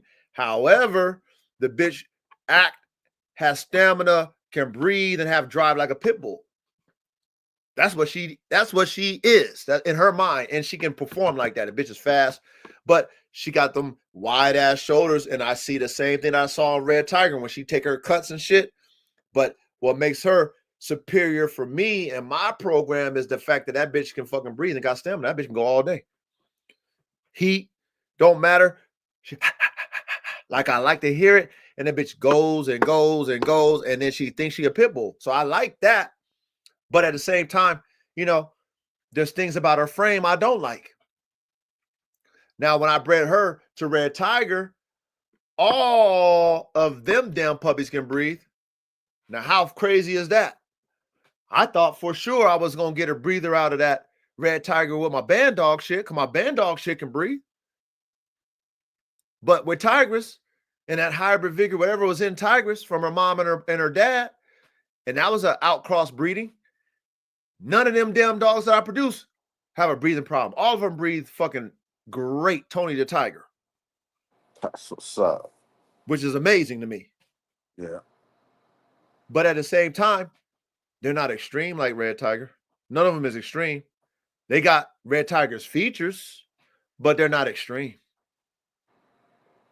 None of them. So that'll always be a balancing act. I don't think it's possible, caveman. No, it's not. But it's how far can you push the envelope without losing, is the thing. Okay. There's the song and dance, caveman. You're going to have to put that mastiff in there a little bit. No, you fuck it up. No, you fuck it up. It's gonna fuck up. It's already fucked up. No, but if you throw the mastiff in there, you're going backwards. See? Don's got the idea of adding a little bulliness to the presser. Add a little bulk to a athletic frame. So that's what Vito's trying to do. Yeah, I'm trying to help the shoulder. Yeah, that's what Vito trying to do. Though, ready? That's why I think Vito was fucking with Aria, because that Brazilian bull got them shoulder sets. They got those rears, and then Vito already got dogs that have the rears and the shoulder sets and all that shit too. So if he throw that in with his shit, he probably thinking to himself that, you know what, he might have a chance to still get a balance, like what you were saying, K-Man, between extreme and performance, and maybe get that motherfucker to breathe. That's what, because he knows it's got Bulldog in it already. Yeah. Gotta try to push that Bulldog out. I just don't think it's going to work for stamina, though. That's where I think that where Vito, and it might work because the vigor might really kick in, and he might really get something that might work. So I don't necessarily know. And it's probably not going to be all that freakish, though. It's a possibility, though. Yeah, it's possibilities. But no, the only way to get there is to have balance, and then when you have balance, you have a good looking dog, but you don't have that, like you said, the wow factor. Like, oh, look how wide that dog, or look how big that dog's head is. And that's what you need to stand out when it comes to, showcasing your dog these days. You got to have that wow factor, whatever it might be. You have to have that wow factor. So if you try to do bulldogs, that's why those extreme dogs are winning, because they have the wow factor. But most people that want them Wild Factor dogs aren't going to use them for performance anyway. Those are mostly the couch potatoes. Yeah, You know, novelties. yeah. Status symbols. Oh, look at my dog. Yeah. Furniture. Yep. You just walk them around the block and shit, or take them to the dog park. Wow, that's cool. Walk them in the mall as a service dog. Oh my God, that's cool. Oh, that dog is. That's all you're gonna get out of those type dogs. But for us, you know, like I said, for me, when I actually had Red Tiger and his brother, you know, and my specialty is conditioning. I love to condition dogs. That's what I like to do. I like to have my dogs looking in a top tier best shape. You know, I built my facility that way. So when I go out there and I'm testing the drive, I'm like, oh, I like the drive on these goddamn dogs. And I test them and I'm seeing how they respond to the workout. That's where I was getting discouraged. Like, oh, I can't even do what I want to do with them. This is not fun for me, and the dog is not having fun because I gotta in the session quickly, but the dog want to keep working. The dog's like, damn, Dad, I don't want to stop. Nah, son, but listen, how you breathing and shit. I don't want you to die. So when you see that in your dog and you like to work your dogs, that's where it's like, okay, it's not fun no more. I mean, that look is cool and shit. The muscle's dope. But if I can't utilize my dog the way it looks, like if I can't, you know, work the dog the way it looks like, then where's the fun in it for me? And where's the fun in it in the dog? The dog's not happy. The dog want to work. Right. But watch this. Goes back to that wow factor. When you're a breeder, let's say like Buff Dogs was, and you have a waiting list for those fucking extreme dogs, are you going to try your best to fix the breathing, or are you going to keep breathing the same way because you got a waiting list for them dogs that everybody wants? Got to keep dishing them dogs out. There it goes. That's where it was. They're not going to try to fix that because they know they're going to lose phenotype. Yep. Then their waiting list is no longer. Nope. They're like, hey, I want the dogs that you had last time, Buff Dogs. Well, you know, we had to add a little something else because we want them to breathe better. Well, that's not the dog I want. Yeah. Right? They got people like me calling them up saying, I don't care if they don't breathe. I still want it. That's what I said. Out my mouth. Plus, you can sell them 3 of those dogs because the balanced dog's going to outlive 3 of them. Right, but then people don't give a fuck about the balanced dogs unless you're working them. Right. Most people ain't working their dogs. So it's like, you know, it's like you said, it's like a couch ornament or a status symbol. Yeah. Look at my shit. And if you're a rookie in dogs, what I mean by that is you have dogs that you've seen, but you've never worked them. So you're a rookie in that particular dog that you've seen that you want. And then you like, because I seen it and I want it, I gotta get it. Then you get it and you work it, and it's a disappointment. That's how you learn. Like, fuck. Then your mind goes back to the OG telling you, hey, coach, them damn fucking basketball head Bulldogs is pieces of shit. You be like, damn, OG, you was right. But we gotta learn the hard way. Because I don't want dogs just to be couch ornaments. I don't want my dog to look like, oh my God, that dog can do a lot. But in reality, that motherfucker gas out in about 15 minutes. Mm-hmm. You know, yeah, I can't work that dog no longer than 15 minutes. You know, to be honest with you, like, what? That's all? Yeah. Damn, it looked like it. Yeah, I know it looked like it, but you know, it wasn't built completely, right? It wasn't built complete. It was built off of aesthetics, something that you see that captures your eye, and you're like, oh, I want that shit. That's how that dog was bred. And it made that breeder a lot of money. But when you retire, you ain't got nothing to prove, like Buff Dogs did. And they told me all the flaws. You know what else they told me?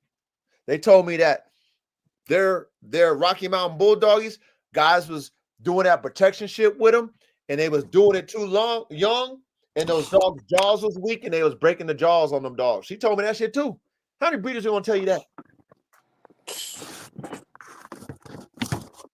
None. They ain't gonna tell you that. But you know, she ain't got nothing to prove. She knew she had a damn fish over here, man. I came there biting the bait. I didn't give a fuck. I bit it.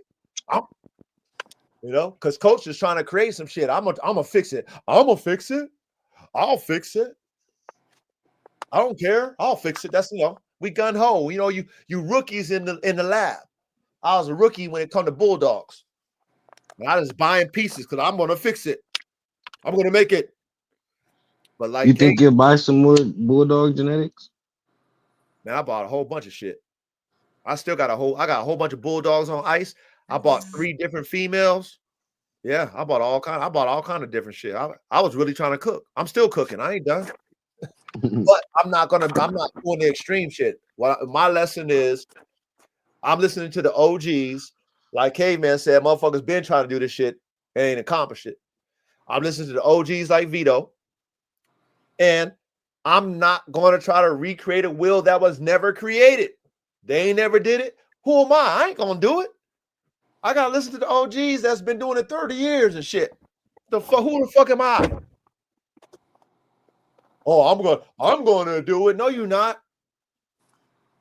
You know, I had to tell myself, no, you not. Look at athletes and how they built, and this is why they perform the way they do. You want high performance working dogs. They have to be built a certain type of way to be high performance. There's nothing extreme that's high performance. Nothing. And that's why I like to use that bowling analogy. All them jets and shit is built for aerodynamics. They got special type of material to make certain planes go faster, cut the wind, all that shit. Ain't no bulky planes going, super fast and shit. Come on. So why am I thinking I'm gonna get a 150, 180-pound extreme dog, whatever? I don't, whatever the weight is. I'm gonna get some extreme wide shoulders and shit and big ass basketball heads and big muscle cow necks to be able to perform at a high level. I need sleek and aerodynamics. I need it to be lightweight but durable. You know, I like the muscle, but it can't be bodybuilder muscle. It gotta be lean muscle. You know, I like bone, but it can't be fucking heavy set, massive, heavy bone. I feel like my favorite choice was the Pressa. Anything else is too big for me. Yeah, I like the Pressa. They're pretty balanced breed. Yeah. But it But then depends you'll on find some what that line. be big. Go ahead. I think y'all was talking at the same time. What was y'all saying about the We press? said the same thing. Okay. Depends on what type of Pressa you get. Right. I agree with Just that. like, what's that Bravo Kennels? Not to like throw him out there, but he got an extreme type, like I don't know how to explain. Like, his dogs are just wide, heavy, big head. Big Mastiff type. Yeah, big, overly big. I like a tuck, like Coach said, that tuck. I like that tuck. Yeah. Yeah, I like the tuck a lot. What do you call the tuck? Right there in the stomach area, Caveman. Oh, okay. Yep. Yeah. You know, a lot of those pressers that you see, they don't have that tuck. It's kind of like, it's just like kind of they from their rib cage to their rear leg is all one kind of right, like a boreable, like a low rider type deal. Yeah, it and doesn't. Then you can find some that got that high rear. High rear, yeah. I think they all got that high rear, right? They all got a slight high rear. It's a slight, they're all gonna have a slight high rear. I don't know why. That's in the standard, right? Yeah, that's that look. I'm assuming the Mastiff thing. Yeah, that's just because my dog has a slight high rear.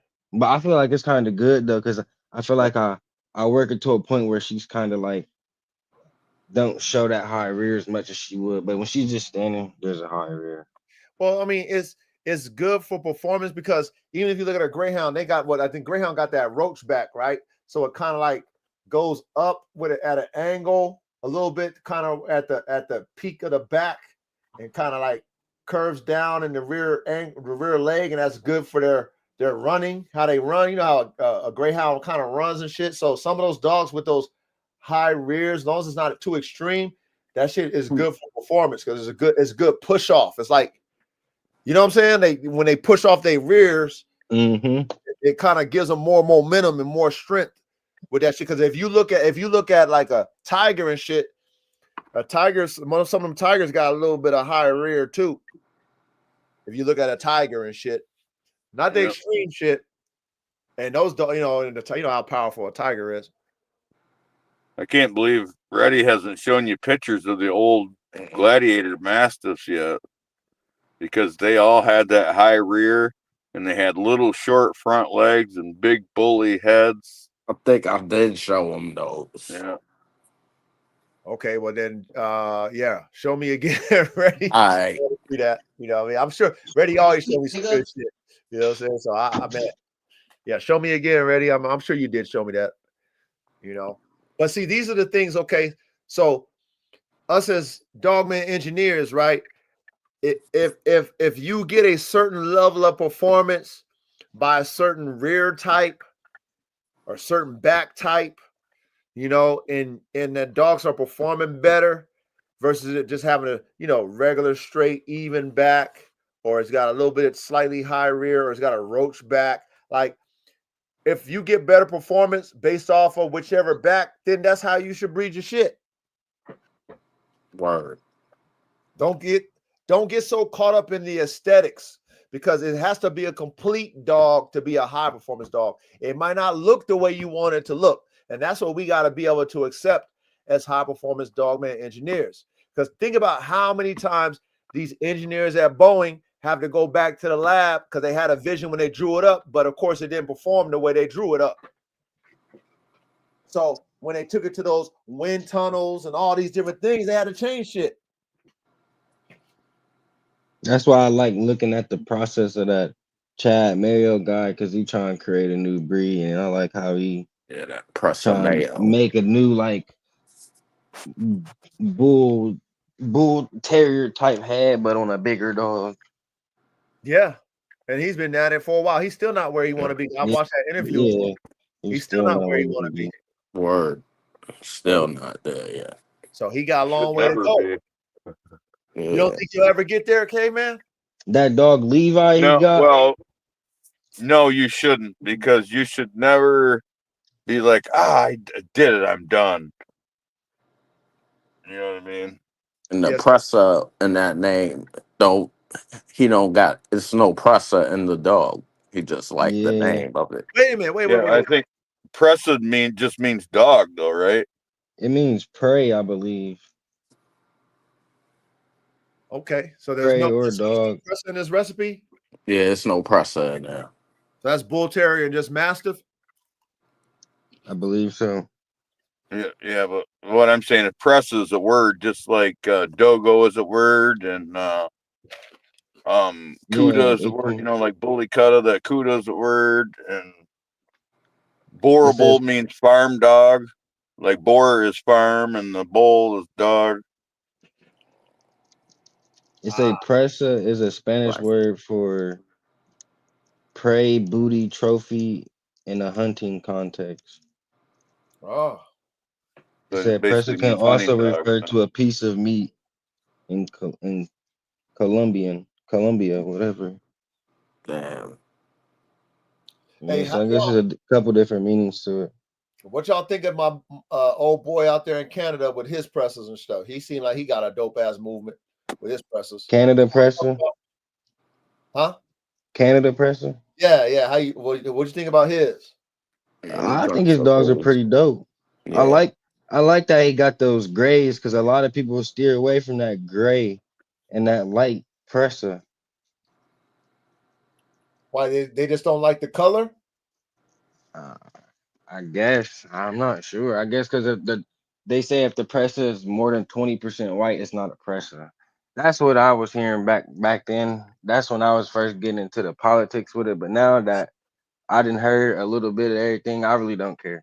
I never was a fan of color, but I guess if it got too much white, it's considered not a presser to the standard. Yeah, he got some nice ones, He man. got some nice ones though. They got some nice bone on them. They got some nice size. It seems like they got some nice drive. My favorite right now kind of is like Pressa Mania. There's a dude named forgot his name. It's like I can't even know. I don't even know. He out in like Poland or something like that. Damn. But he got some big ones though, but they kind of got a little tuck and lean to him. I think I know what you're talking Hey, about. I send think me his name is his IG. I might try to send it right now if I can find it. Yeah, send me his IG. I like to check. You know me. I like. Yep, I just sent it. I found it too that fast. It's Yep. Damn. like that. Yeah, Yeah, I like to see all that shit. Man, I'm a dog I man. just sent it to the group chat. He Okay. got some like wide ones though. I just want to see how they work though.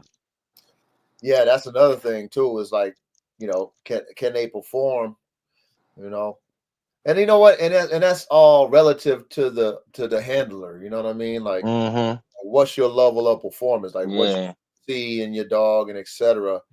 And like I said, being that I'm a conditioner, I have a particular workout regimen that I want to see my dogs do, and that shows me my level of performance, with the dog. You know what I'm saying? And That's why I like Richard. Very nice. Richard does some good things with his dogs. you talk Richard, what's his Richard name? the Berry, Yeah. No, he got a dope program too. dope program. I respect him a lot with his stuff.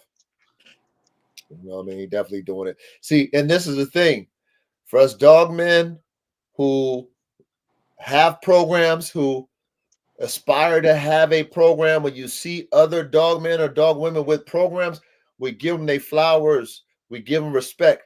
Even though it might not be the way you want to do it or you do it, if they are dedicated to it and they put everything into it, you got to give them respect, because that's what it's going to take for you, me, and whoever else to have a program. You know what I mean? It's like ain't nothing new under the sun. So when we see people do it at a high level, man, give them their flowers. Give them their flowers, because this shit is real. You got to have a passion for this shit, because it's going to take you a while to get there. You ain't going to get there overnight. Especially if you got a vision to create something. If you want to buy into somebody else's program, then do that. That's fine. You can do that. That's cool. And if they're willing to help you elevate through what they built, then link in, tap in, follow the formula, follow the blueprint, and then, maybe you'll be able to ride the wave too. But if you have a vision to create, oh man, it's going to take you a while. Yeah. You're not going to do it overnight. That's why a bulldog is such a great example to use.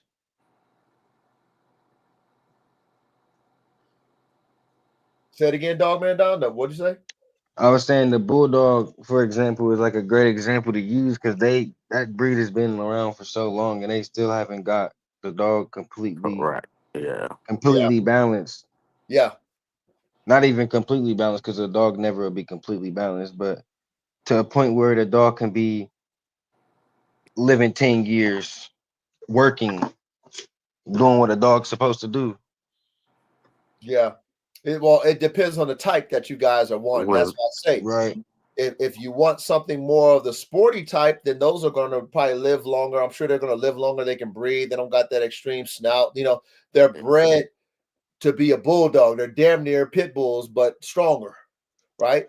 yeah. But if you want that bulldog phenotype that a lot of people like, which is the bully type, then that's where the song and the dance come along, and people will pay more for the look versus the performance, which is backwards. But if we're not competing with these dogs in a way where you're gonna make money, like kind of like how the Schützen guys do it, right? They're competing at a high level. They're probably not getting money, they're getting trophies and accolades amongst their peers. So they're not gonna fucking, be cheap when they go overseas and they buy these damn top tier damn Malinois, German Shepherds, or whatever they buy, because they're really competing, and their accolades is the reason why they're spending money on them type dogs. They're paying you for that dog to perform. But with the bulldog shit, Like we talked about, if I'm breeding hog dogs, the hog hunter ain't gonna spend no damn 5 to 10 grand on no hog dog. That's dumb as hell. They're not doing that. Yep. So if you a show guy, you need the dog to look a certain type of way. You know what I'm saying? So you'll spend the top of the market $2,500 for a good show dog just so you to show it off. The dog ain't gotta do nothing else but stack and look like a bulldog. I was thinking even like this, they just paying for the transformation from a puppy to an adult. Then they breed it and start the process again and get rid of the dog after they breed it. Ah, that's true. Yeah, Oh, look, he's a monster now. Look how he was when he was 6 months. Now look at him at 1 year. Oh, I got another 2 years. And they showing you the process. And then after that, you don't see the dog no more. But there's puppies on the ground. yeah. Salute, Bando. Yeah, no shit. But okay. This is what blows you up when you fucking with bulldogs. And we talking about, bulldog. We're not talking about pit bulls. Yeah. Okay. When you get them linebacker type bulldogs with muscle and you get them with the rah, they got the drive. That shit's exciting to see, honestly. And the dogs fucking look amazing. Okay. They look amazing. The muscle, their attitude and shit, they real bulldogs now. That shit, they get it in. But when you find your dog dead or you get your dog in a little bit too much for that day and that dog dies, that's where it fucks you up in your head. Like it just like, damn. Yeah. I Like, know people that lost their dog just by fucking accidentally locking it in the bedroom for half the day. Ah. Caveman, I lost fucking Red Tiger. Okay. I came out the next morning and I looked out because normally when I come out, he all rah. I don't see him. Like, what the fuck? That motherfucker is laying there stiff because he wanted to get at a deer. I don't know what it was that night, but he was pacing back and forth. He had no on-off switch. And I knew what happened to him. I'm like, dude, you was over there pacing back, and he wasn't no barker either. He just keep pacing. That fool was stiff, and I already knew what he did. Like, dude, you didn't shut your dumb ass off. You dumb bastard. But It fried itself.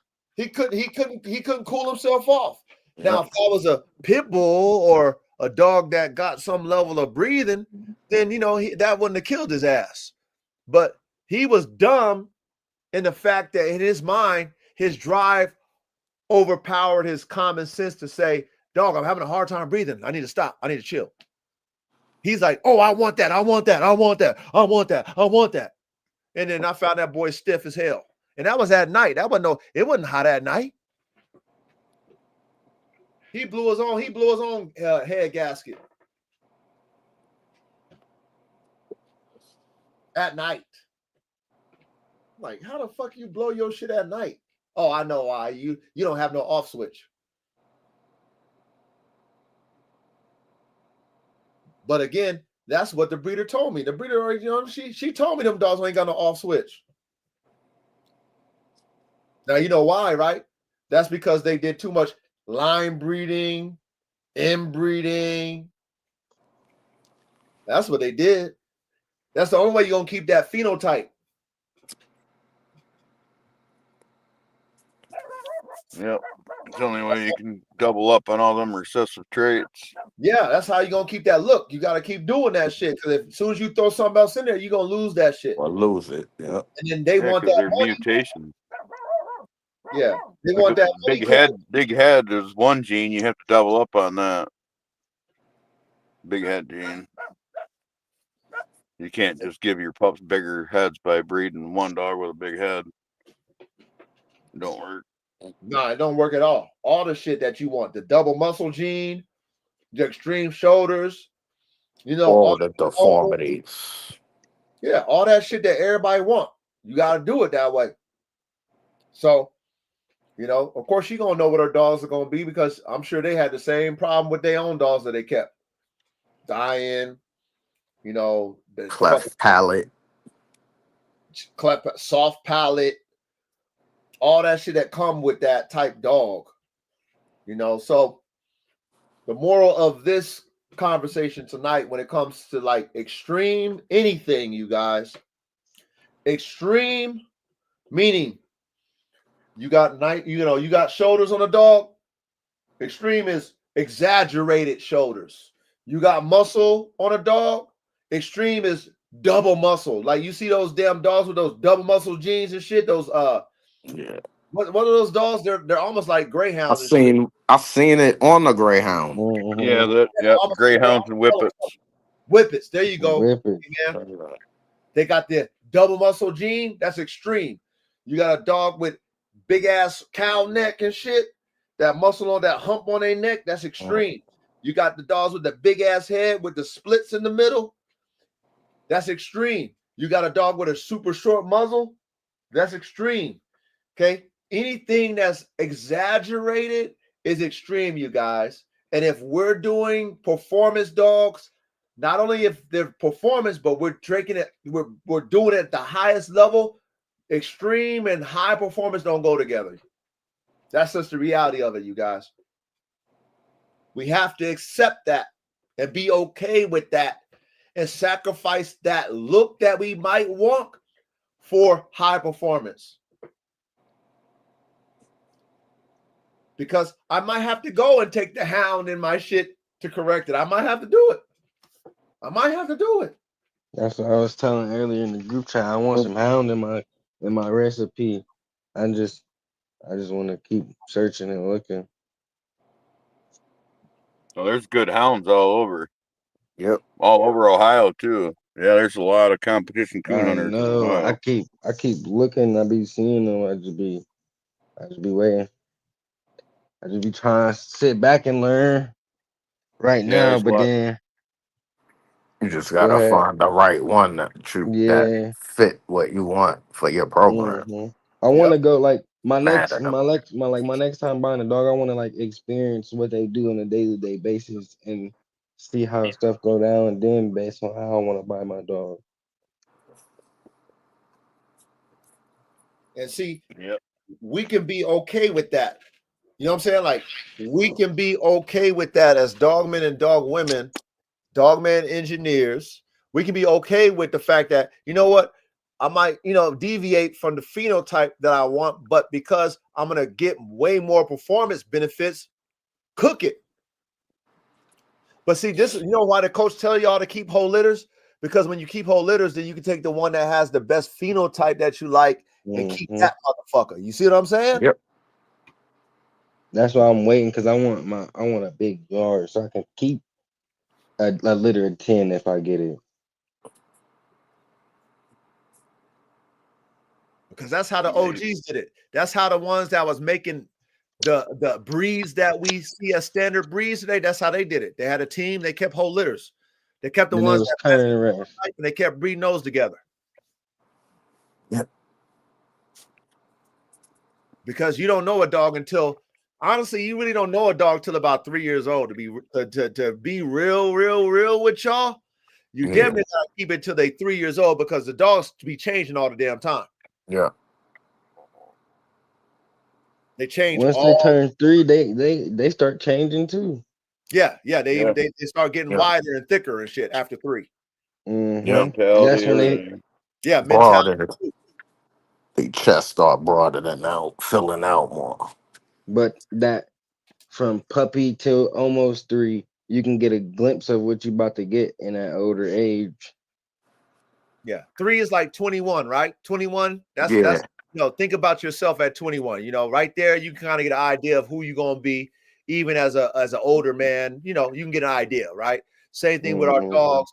As dog men or dog women, we can get an idea at about age 3. Like you said, maturity, like Caveman said, phenotype, like we always need to see. That's what we see. Genotype, all that shit. We can get an idea and say, okay, based off what I've seen in these 3 years, this is the dog I'm going to keep to continue my program. But you're not going to know that dealing with puppies. You're not gonna know that shit is dealing with no puppies. Sorry. I'm gonna keep these 2 puppies and thinking you got the best ones. It's like, okay, I mean that's a guess, but it's not a guess that's gonna get you the right conclusion. Word. So when you have a program, you have to be willing, especially when you're doing F1 type shit, F2s, whatever. You gotta be willing to have some space, or not willing. You gotta have some space, but you gotta be willing to keep your shit. You have to. You have to.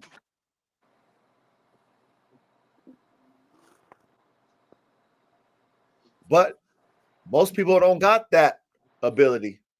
Most people are not thinking like how we just talked about. I'm gonna have to throw a hound in my shit. It's gonna fuck up my phenotype, but the performance is gonna definitely increase. And I need that performance over phenotype.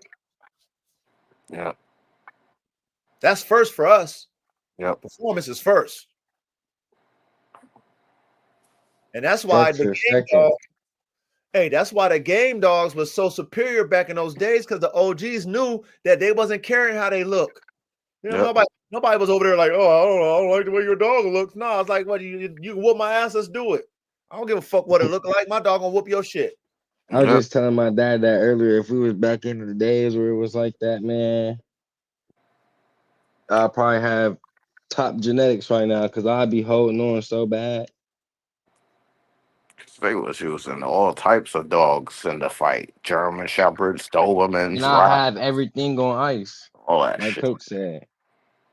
Yeah, I'll be cooking with all kind of shit. All kinds of things. Least expected. Yep. You know what I mean? You be guessing what I be doing. Like, damn, I wonder what he added in his recipe this time and shit. How come his dogs are getting better? Well, because I added a whole different breed that y'all ain't doing, you bastards. You know what I'm saying? I know about hybrid vigor and you don't. You know what I'm saying? I done kept whole litters and shit. Me and my team, I done spread my damn dogs out all over my team, and we done tested every one of them. And then we done bumped our head, because that's what scientists do. They do experiments and they bump their goddamn head. Like, oh my God, can you believe this motherfucking chihuahua to this goddamn big ass pit bull got me the best shit? Like, you know what I mean? This accident got me the best dog. Then everybody gonna want to run that shit. But you ain't gonna tell them. See what I'm saying? Yeah. You gonna paper hang. What you talk about, Willis? We gonna paper hang that motherfucker. You ain't knowing shit. Paper hanging is so common now too, just because of how exclusive they want that DNA to be for them little dogs. I want my shit shorty 40. They want 20K because everything paper hang is 100% Frenchie. Oh man, come on, man! After that, man. y'all was over there. Y'all was over there. Reddy was over there in the group chat giving you game about them damn Frenchies. I'm already knowing about them Frenchies. I had 2 of them. I got rid of them. I got one right now. I was handing them out like candy. The only way I get a Frenchie again, unless it was like a bad want, like a bad want, like. My joint is lit right now. My little female, my joint is lit. The old one, huh? Oh man! But if I was to get a small dog, I would think it'd be one of them Patterdale Terriers. Yeah, them Patterdales are dope, and them Yacht Terriers is dope too. I seen the yacht mixed with the presser though. What's that? What? What you sent me that one? Did you send me that one, Freddie? Yeah, I sent you that. Oh, what is that? He's working on some game I'll send you. I'm gonna before. put that in the group chat, man. Again, I'll bring that to Ready? Hey, chat. That boy ready though? Ready? That boy a damn performance dog fucking connoisseur. He be finding all kind of dope ass shit. You know what I'm saying? Like he be digging in the crates and finding all kind of just like, wow, where'd you find that? Where'd you find that shit at? All white pressers.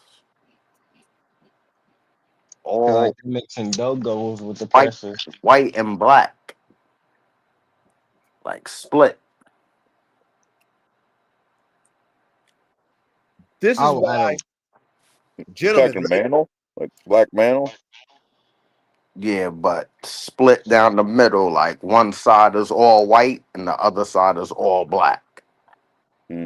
what? How does that? How you do Sounds that? like a chimera. Dudes is doing crazy shit, man. But Damn. that's in You ever seen a another chimera? country.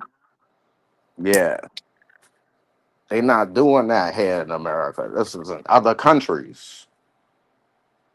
Well, other countries ain't letting They social, don't got like them laws that we got.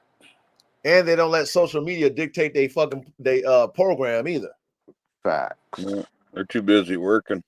They too busy working. Yep. Caveman, they too busy working, man. They in the lab cooking, every Yeah. day. talking about the shit. Yep. They actually doing it. Hey, we caught some pigs today with these dogs. We should ask Facebook if it's okay to breed them. Oh. No, don't ask them that. Don't ask Facebook. Come on, man. They're gonna tell you not to do it. They're gonna tell you that shit's a piece of shit. That's a mutt. They're gonna tell you everything negative. Yep, they are. You get a Great Dane and a Bulldog and a bird dog, fucking hound, and mix them all together. And next thing you know, you got some dogos. Yeah, but they're gonna call it a mutt though. They're gonna tell you got a mutt. You know, they're gonna tell you everything that to keep you from your vision. And that's why this classroom is important for us, because we want to inspire you guys to do the shit. If you got a vision, do it. The OGs did it. Why can't we do it? What's wrong with us doing it? They did it. Shit, we ain't doing nothing new. We're not reinventing the wheel. This is what they do. But we just, like I said, I always tell y'all, we just keep it 100 on the table and we tell the truth about the formula. We don't lie about the formula. Facts. We tell you the truth over here. We're not ashamed. Shit. Why?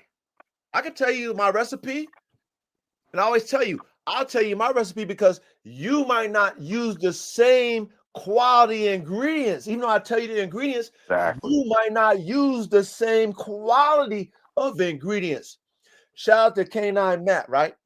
Somebody asked him a question on his stories about the bull herder, and he was talking about, yeah, the bull herder's been around. Shout out to the boys out there in Europe. They've been doing that shit. He said that the bull herders ain't nothing new, but right now it's a trend and it's a fad. Everybody on them. But he said what makes a bull herder a good bull herder is the dogs that you use to make them. Y'all motherfuckers is making bull herders with some fucking bullshit ass dogs. That's what Matt said. Y'all out here making bull herders with bullshit ass dogs. You got to have the right dogs to make top tier bull herders. Yeah. Bull herders is his type of dog. That's what he like. You know what I'm saying? That's what I like. That's what the boys out there in Europe like. You know what I'm saying? They've been doing that shit. They got F3s going on right now. They doing pit bull, presser, and fucking Dutch Shepherd and Malinois. That's what they doing. You think you can make a bull herder with a border collie? Hell yeah, Oh you can. yeah, it's a shepherd. Hell yeah, you can. Fuck yeah.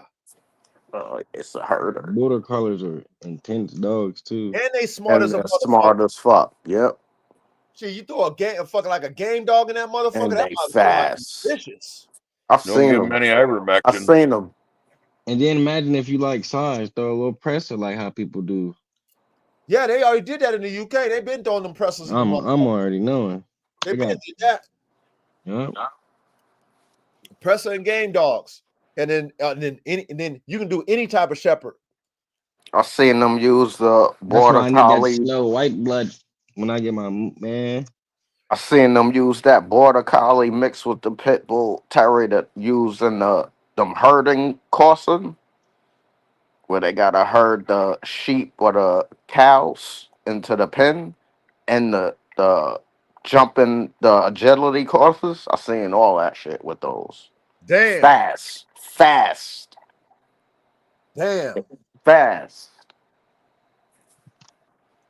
Like They I quick seen the dogs. I seen the joint with dogs where they gotta run and jump the hurdles to get to the ball at the end and run back. They showed like 3 dogs doing it. They all ran and jumped the thing, and then the last one just Air Jordan over all of them shits. They ain't even I've touch. They seen touched that the one. ground once on each of I've them seen that shits. one. And Yeah. that joint, yeah, it's different. Shit is different out here, man. Bro, see, that's why I love what we do, because we respect all dogs for what they do. And imagine if you like, if your artistry is like, there's no limit to your artistry. And we're not saying, oh no, don't use a collie. Oh no, don't use this fucking, like, no, use that shit. Do it. Yeah, Do that shit. Because then you might create something that what you was talking about already. You know what I'm saying? Somebody else yep. might create something that we would have never done that's like dope as hell. That we like, yo, that's dope. Yo, like, yo, that dog is wow. Wow, you thought of that? Yeah, you thought of that. Thank you for thinking about that, because I want one. I wasn't thinking that way, but you thought about it and you created something that's dope. I need that. Yeah. I need that. You know what I'm saying? So if we all was like these people who think in a box, there will never be no progression when it comes to these damn dogs. The dogs will never progress. It's a fact. They'd be stale. Shit be stale. The blood would be fucking stale as hell. You know what I'm saying? That's you getting all these diseases and all these cancer and bad joints. Whatever the fuck did these damn so-called purebred dogs be getting and shit?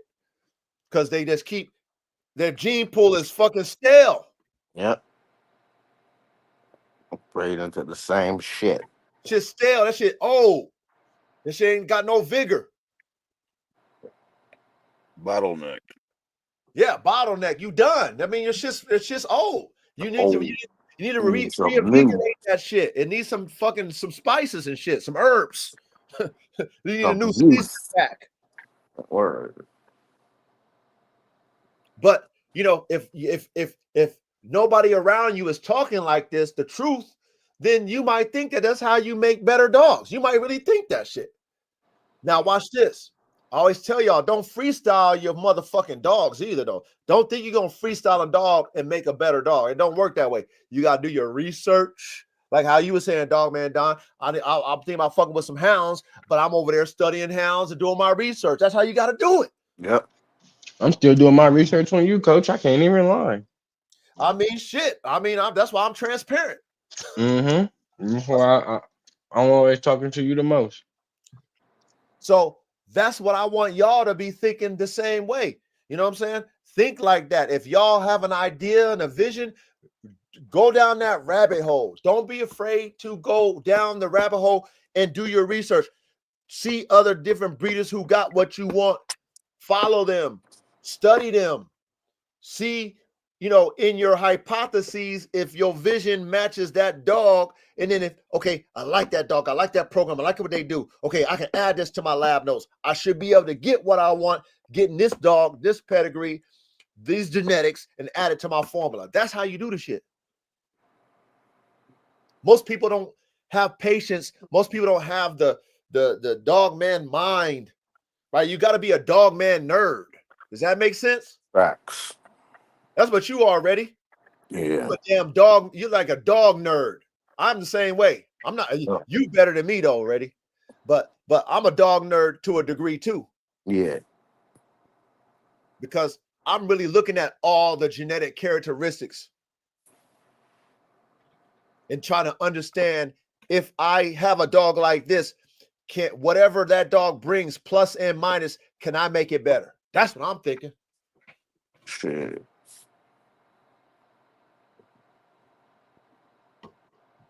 That's what I'm thinking.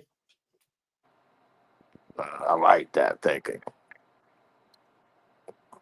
Hey, Tony said research and grade A genetics. You always said can't just get the discount version of the breed and expect and expect greatness. Okay, let me repeat that again, Tony. That was a good one. Research and grade A genetics, right? We talk about research and everything, right? You got to have grade A genetics, right? Not no fucking bullshit. You always say it, which I do say, They said, can't just get a discount version of the breed and expect greatness. That's a fact. Hey, Tony, the only way you get a motherfucking discount if you tied in with the motherfucker that's going to give it to you. If you tied in with greatness and they say, you know, I'm going to bless you, Tony, that's how you come up. Far between, though.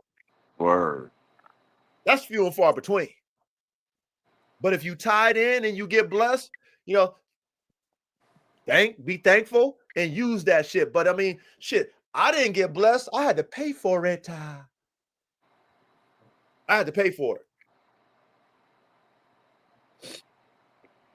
Gotta pay. I had to do the research. I had to make sure that the genetics, mathematics, like my formula, I had to make sure that made sense first.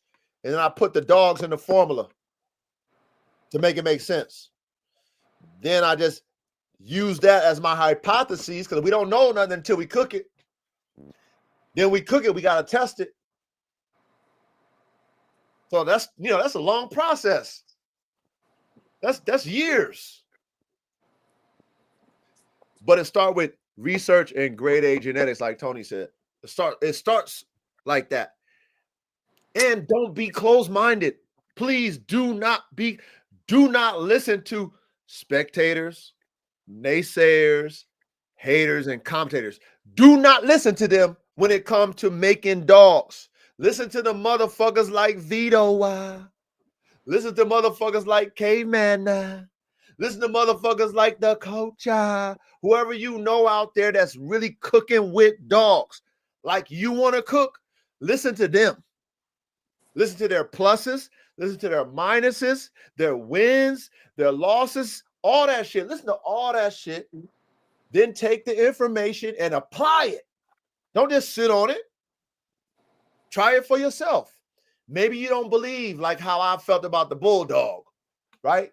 When the OG told me them dogs was a piece of shit, okay, I didn't take offense to it. I'm like, well, I believe I can do it. I believe I can do it. And I took what they told me and went in my lab and tried to cook it. Come to find out, the OG was right.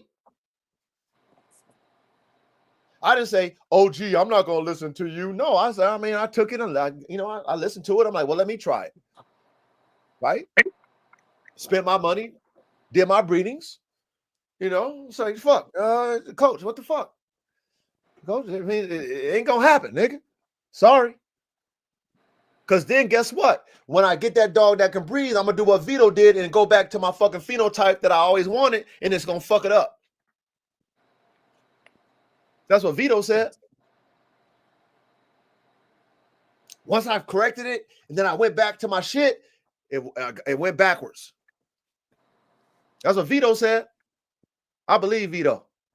Yeah, it's like that trait dominated the whole shit. You're going backwards. Yeah. Like Caveman said, you got to find that balance, and that's the hard thing to do because guess what? That balance is not going to be extreme enough. Think about that. Yep. Vito probably lose. Vito probably found it, but it wasn't extreme enough for him. That's why he went back to the well. That was it. When that breathing Bulldog was it. That's it. Vito, that was it. But in Vito's mind, he's like, fuck, that's not extreme and bully enough for me. I can fix it. I can make it more. That was it. And as engineers, we got to respect that. Right? Our drawing can be one way, but then when we put it together and we test it, we got to have to change some shit. You still might want to hold on, but you sacrifice the performance. And that's why you got a team of engineers. Because see, in your team, it's a collective. It's not just you. So the team is going to tell you, hey, coach, look at the math, coach. Look at the data. I know that's your vision, but look at the data. And because you respect your team, you got to listen. You have to. I heard they was throwing St. Bernards in the mix. Yeah, that's what Vito said. St. Bernards. Ugh. Because one of the breeds with the widest chest. Yeah. Biggest heads. All the shit. That brown and white coat. I just say, I wonder if they picked the St. Bernard for color, because why wouldn't you just use the fucking short-haired Mastiff instead? That brown and white coat. Yeah, That that was the red and white, ticket. brown and white coat. That's why a lot of those bulldogs had those red and white pies and shit. That's like that Yep. color code for that Saint Bernard. That came from that Saint Bernard. Yep. But see, somebody like Vito got to tell y'all the truth because he was there. A lot of the internet dog man, y'all wasn't there. That's why you got to respect the OGs when they talk. I respect motherfuckers that's in the field with the shit because they was there. Who am I to tell Vito, oh, that's a lie? There's no way they would have St. Bernard in there, Vito. Who am I to tell that motherfucker that was there? Well, the long hair on him gives them away. Mhm. It's like the woolly. Is that what they call the Frenchie? A woolly? Fluffy. Fluffy? Same shit. Yeah. They got them wire hair joints. Yep.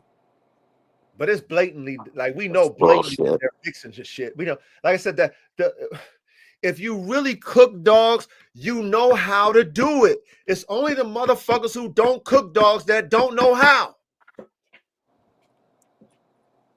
They keep whole litters when they throw them fucking F1s and F2s, and they do what Caveman says. They take the one that most look like a Frenchie with the fluff, and they keep that.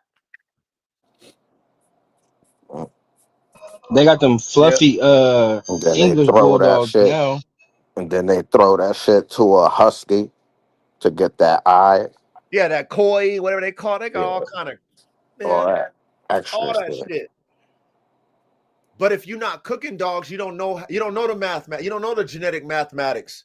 If you're not into performance dogs, you don't know how to get better win on your dogs. You don't know how to get a better bite on your dogs. You don't know how to get, you know what I mean, better lungs and better insides on your dogs because you want your dogs to have stamina. You don't know that because you don't know how to cook dogs. Those people who mix dogs know how to cook. Then they beat your ass. You wondering why? Well, because you don't think outside the box to make a circle.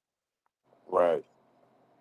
You're not qualified to be a top tier dog man engineer. You don't work for Boeing.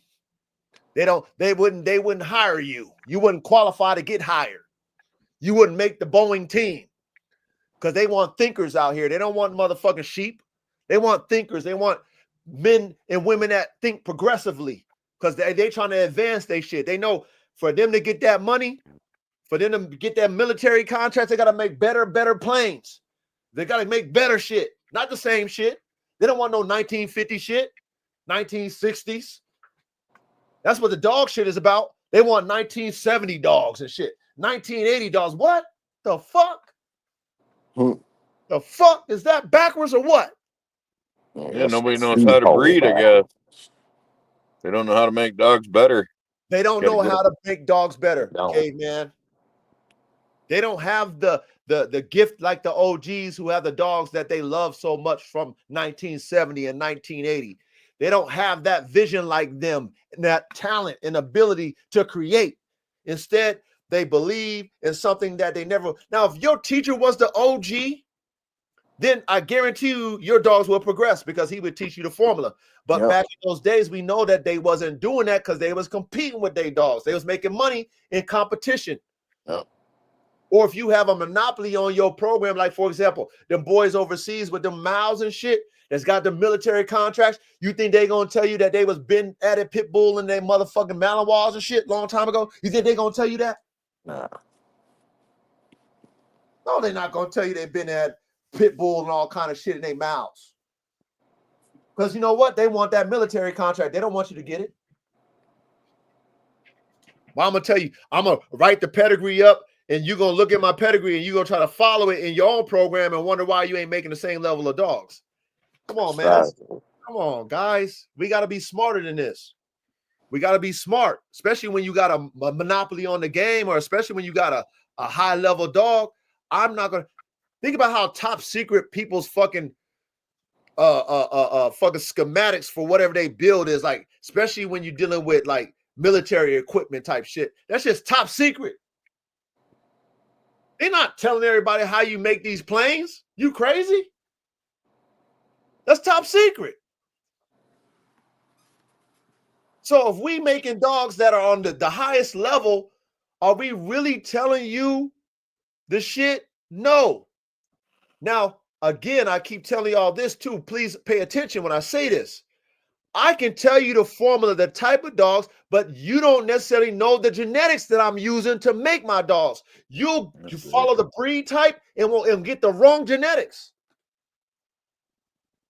Well, Coach used a pit bull, fucking German Shepherd, fucking whatever and whatever, right? I'll tell you the breed type, but you don't know where the genetic fucking breeds I got. You don't know which genetics I use for those breed types.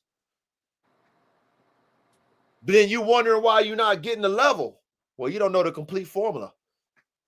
I'm not going to tell you the complete formula unless you're on my team.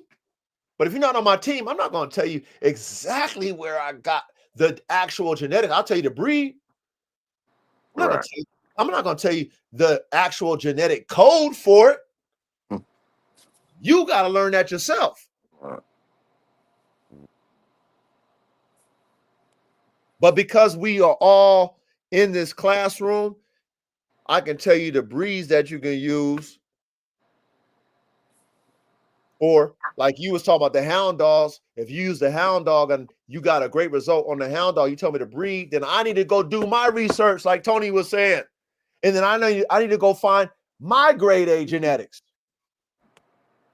Maybe you, K-Man, you might be like, Coach, real shit. K-Man, you might, Coach, I'm going to tell you where I got my shit from. Maybe you will give me that because, you want to show me some love and shit. Coach, I got you. Don't worry about it. I know exactly where. And, you might do that for me. But maybe you might not like, Coach. I mean, shit, Coach. I'll tell you the breed, but I can't tell you my genetic code. I'm okay with that. I'm not gonna be like, oh, you a hater, K-Man. Fuck you. Fuck you, K-Man. He a bitch. He won't tell me that. No, I respect it. But at least you told me where I need to go and look. I'll send you a dog. I'll even sign a non-disclosure agreement so nobody knows that I'm the magic. Nah, you don't need to do that, K-Man. You know what I mean? Like, it's all love. It's all love. But you guys see what I'm talking about. Y'all understand what I'm saying? Yeah. And that's what we got to understand doing this. Yeah. Hey, on that note, shout out to Lorraine's Danes. Who's that? Just a girl I've known, like a family friend. I've known her for years. She got into Great Danes a while ago and started a little Facebook group called Lorraine's Danes. But she's not a show breeder, but she's a color breeder. But I just picked through what I liked, what she had. Shout out to Lorraine's Danes. You know what I mean? Shout out Danes, man. Lorraine's Danes. And shout out to all you guys who show up in the classroom, all y'all in the chat, all y'all free thinking dog men. You know what I'm saying? Salute to all of you who let it be about the dogs. Okay, fuck your ego. Fuck you. Talk about you before the dogs, okay? That's what I mean. Not personal, but you don't come before the dogs. Coach don't come before the dogs. The dog come before the coach. That's what this shit is about, okay? That's why we can come on here and be creative, man. Leave our egos at the door. It ain't about no ego over here. I want the collective dog man brains. I need y'all to be thinkers like that. I love that y'all are thinkers and y'all be talking like thinkers. And like you said, sure enough, if somebody would have told me a Dutch Shepherd with a goddamn Chihuahua, I probably would have been like, oh, I don't think so. Man, I don't think so. But at the same time, I'm not going to knock it because when Reddy showed me that shit, I liked it. That's why I'm not going to knock it. Because just because I think something might not be cool, don't mean it's not cool. Or excuse me, don't mean it's not cool. Real shit. I seen the next some disgusting shit, man. Like a bully but that joint was like ant size. Like, not, yo, that joint was like maybe like 3 pounds. How's it a bully though? Yo, I sent the picture to the group chat. I showed that joint to Caveman too. That joint was mad little, right? Nah, fucking thing's ridiculous. That shit's he about the dude about to breed that shit to it looked like a French bulldog. But how's it a bully? It's that tiny shit, that exotic shit they A be doing. micro? Yeah, but this joint's like the smallest one I ever seen ever. Yeah, it's a matchbox bully. Oh my goodness, man. You could put that joint on your Yeah, chin. nano bully, like Tony said. Nano bully. Yeah, that Yep. joint's smaller Hold than that. palm of your hand. Oh my God. That, Oh hell no. that joint's smaller than that. I mean, again, there's lanes out here. You got the designer breeders, right? And then you got performance breeders, man. That's out of my league. That's out of my understanding. That's out of my comprehension. That's health problems. That's weird shit. That's some, you know what I mean? You know That's, that little soda can? yeah. That's The little size. soda, the small soda cans. Yes. Oh hell no. Oh hell no. With muscles and shit. Yeah, I can't comprehend it. Yeah. That's beyond me. That's beyond me. You know what I mean? That's beyond me. And I can't mess with that shit, man. but see, for us, that what could that dog be used for? Nothing. For I could see you putting that shit in like a hamster cage or some shit. Ah, come on, that shit running on the wheel and shit. come on, man, come on, man. We can't do that. That ain't gonna work. You know what I That mean? joint's that small. That's not gonna work for It's us. not cool, but But that's what people are doing, right? yeah. But watch this. For a Even though TikTok. that's not there ready, I'm not gonna hate on the motherfucker and go on his page and say, "Oh, you fucking piece of shit. What are you doing?" Like that's out my league, man. We'll look at it, be like, "Oh, we can't do that." But I'm not gonna knock their program and shit. That's what they do. You know what I'm saying? That's what you do. You got a market for it. Do you? I don't give a fuck. But for us, it's harder to do what we do than what they do. You feel what I'm saying? Like it's harder to do what we do, make a complete dog, healthy, functional, maximum this, maximum that, smart, on off switch, all those things. It's harder for us to do what we do than what they do because all they doing is visuals. That's why them dogs don't live long. Same thing with the buff dog, Rocky Mountain Bulldoggy. It was visuals. That's why them dogs die of heat stroke. Yeah.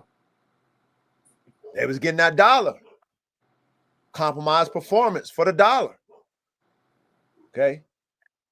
But if you in high performance and everything is strictly based off performance, you can't do that. You're not going to progress if you sacrifice performance for looks. You can't progress.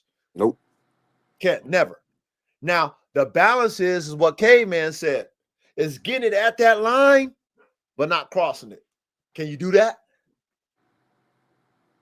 That's the hardest part for us as high performance dog men and dog women. Get it to that point of limits, like how they do with Formula One race cars.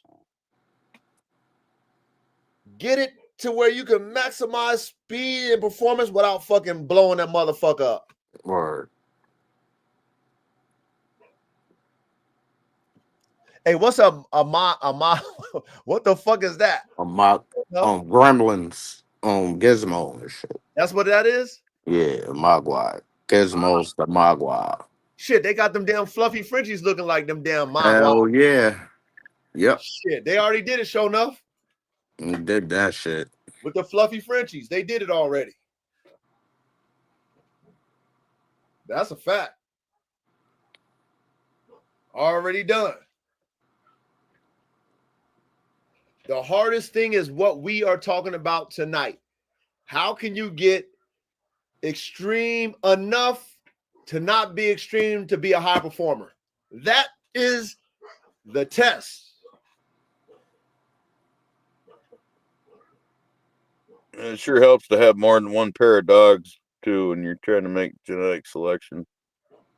Talk about keeping whole litters, but if you only have one litter, you're kind of limited on your selection. But you might hit it right with that breeding, but yeah, you have to have you have to have dogs, you guys. That's why I say you got to have space. You got to have a couple of dollars and cents, and you need to buy dogs. You have to be in a lab. That's what scientists do. They have multiple things to experiment with. We need to have multiple dogs to experiment. If you got a team of cats, or not cats, but partners or whatever, who's going to be in it with you, then y'all can split it up. You'll get these dogs, I get this dog. Y'all, you know what I mean? Y'all can team up, have the different dogs, and start cooking together. But if you got the space, like Caveman, then get you a few different breeds. Start experimenting. Start seeing what you're creating. Get your F1s, F2s, and start getting in the lab. Come out with this with the sauce. But look, Caveman, most people don't have that type of vision, right? To think of having multiple different type of dogs. They just probably might buy all the same dog and think they're gonna get that level. Right. Which is fine. If that's what you guys do, I'm not knocking that. If that's what you guys want to do it. You know what I'm saying? Make sure you get different bloodlines, though. Don't get all the same blood. Get different shit that's similar, or different bloods that got different genetic characteristics. If you're gonna get all the same breed, do it that way. If you're gonna go same breed type. Yep. Get 3 or 4 friends to work on theirs too. Yeah. Yes. I agree with that. That's gonna help you guys out a lot. Scarfing that gen pool. The pool and shit.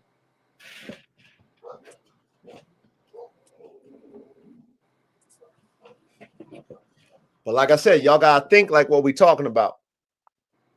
So to wrap this conversation up about the Bulldog, shout out to Vito, shout out to all the other OGs, or all y'all other dogmen who might be thinking like I was thinking, like Vito was thinking, like I'm gonna make an extreme Bulldog that can be a high performer. Mission is Tom Cruise, y'all's Mission Impossible. The hardest part is what Caveman said, finding that perfect line between extreme and high performance. It's going to take a lot of time to do it. You're going to have to throw something else in there. Yep. You're going to have to. Then when you do that, then you got to work on the phenotype. It's going to take some time. Okay. I'm looking forward to seeing how my Tigress and my red tiger shit going to grow up to be. You know what I'm saying? I'm sure I already got other genetics on ice that I know I'm gonna add in there. I already have it, but then again, I've never experienced them dogs in real life. Mm-hmm. So that don't even guarantee me that when I cook them up out of the fucking lab, that they gonna be what I want.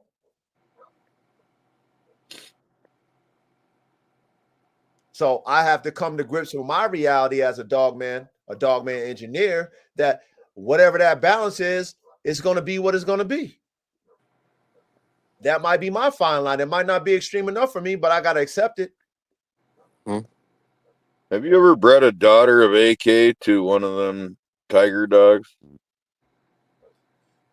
No. As a matter of fact, I freaking blessed everybody with all my AK daughters and shit. I got a dude coming from Chicago to get my last AK daughter, so I ain't got no AK daughters.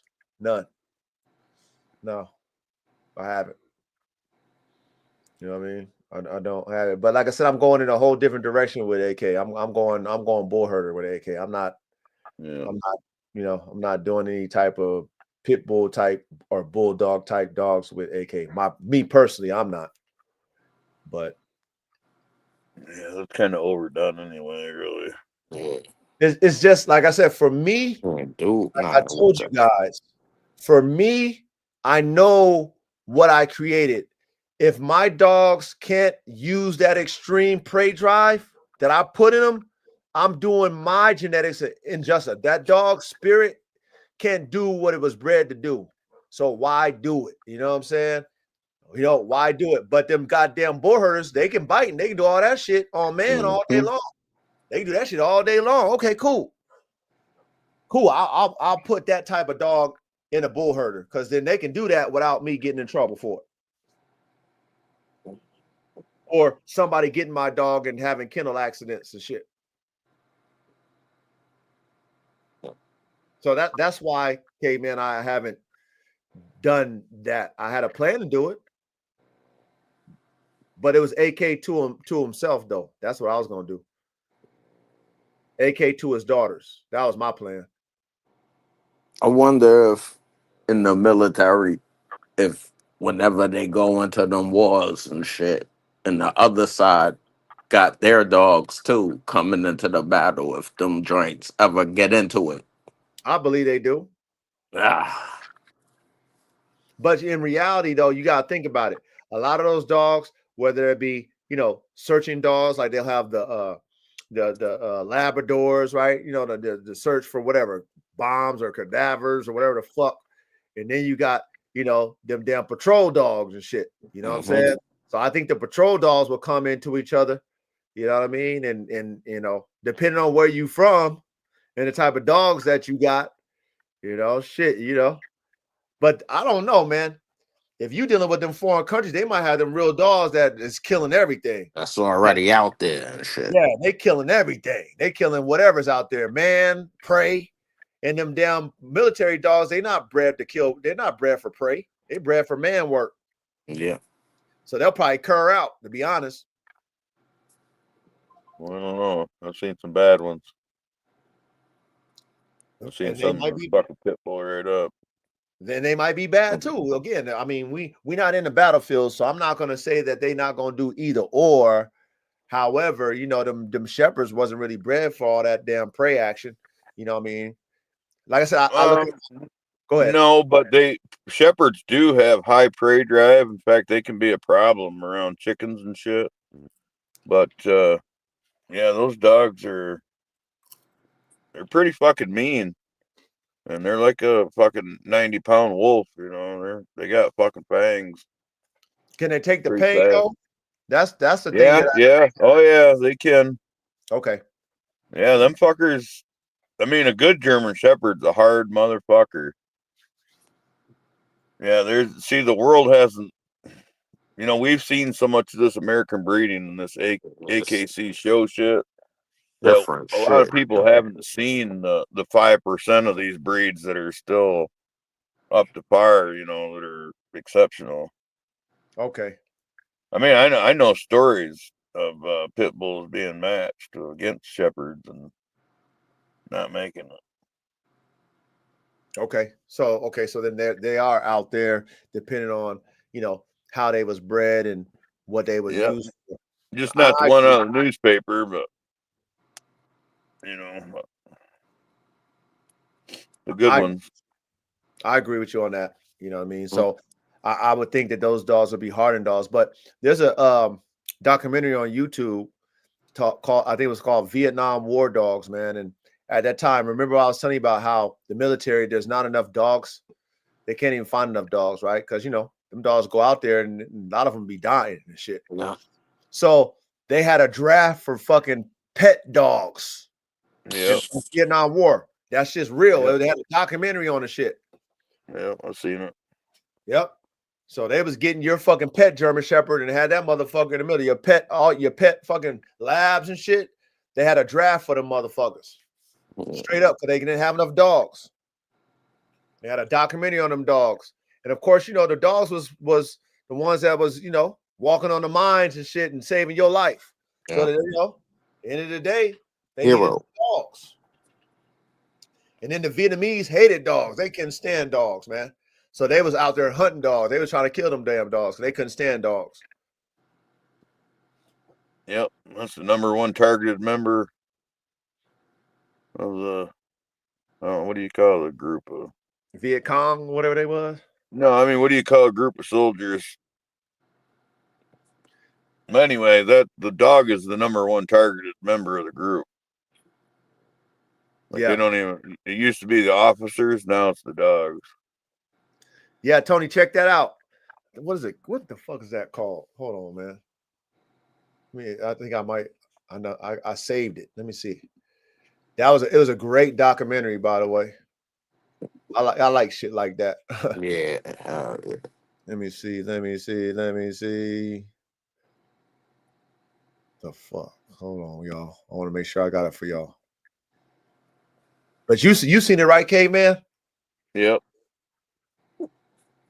Yeah, it's been like a year. I don't remember what it was called, but hell, you can just put the keywords in Google. Actors. Hold on. What's it called? Oh, War Dogs of Vietnam. That's what it's called. War Dogs of Vietnam. Great documentary, by the way. But like that's how that's how essential the dog was to the war in Vietnam, war anywhere, to the military. You know what I'm saying? Like and that's where I'm taking my talents. That's why I'm doing bull herders now, man. I need my dog. I want my dogs to get drafted, but I want to get paid for it though. Yeah. I need to get me a government check. You know, like damn, coach. You know, I mean, you did a great job with these dogs. You know, shit will buy everything you produce. We can't get enough of them, coach. You know, line it up. You know what I mean? Anything you got, we're going to take it because they're going to go out there and serve their country. That's all good, sir. Yes, sir. Heroes, man. Any dog that died in the line of duty, I get the Purple Heart and the Medal of Valor get sent to me and shit as a breeder. You know, I can feel proud to be an American and serve my country by having the best dogs going in battle. And, you know, shit, why not, man? You know what I mean? Why not, gentlemen? So hopefully, hopefully I can be that example. Yeah, it's on YouTube, Tony. That's why I saw that on YouTube. Yeah, it's on YouTube. So hopefully I can, I can do that. You know what I'm saying? It gives me motivation to create. You know, like it gives me motivation to be like, caveman. You might want to get an AK fucking semen straw to throw into your fucking shit you got over there. So we can go ahead and collaborate and shit, share genetics, shit like that.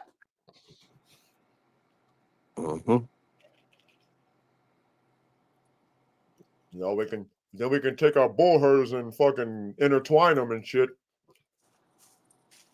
Yeah, I've been saying I got some dogs at that level already. I gotta wait for them to get a little older so I can test their nerve, but they seem to have it, and they definitely have the intelligence, the drive.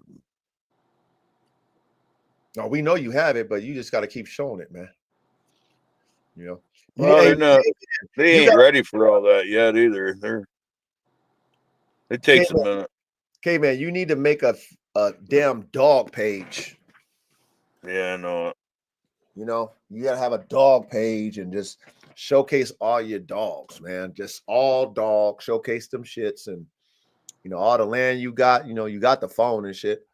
You just gotta show and tell, because you got the cook ups. You just gotta. I got this young guy wanting to buy a sleeve too. A sleeve? You make sleeves?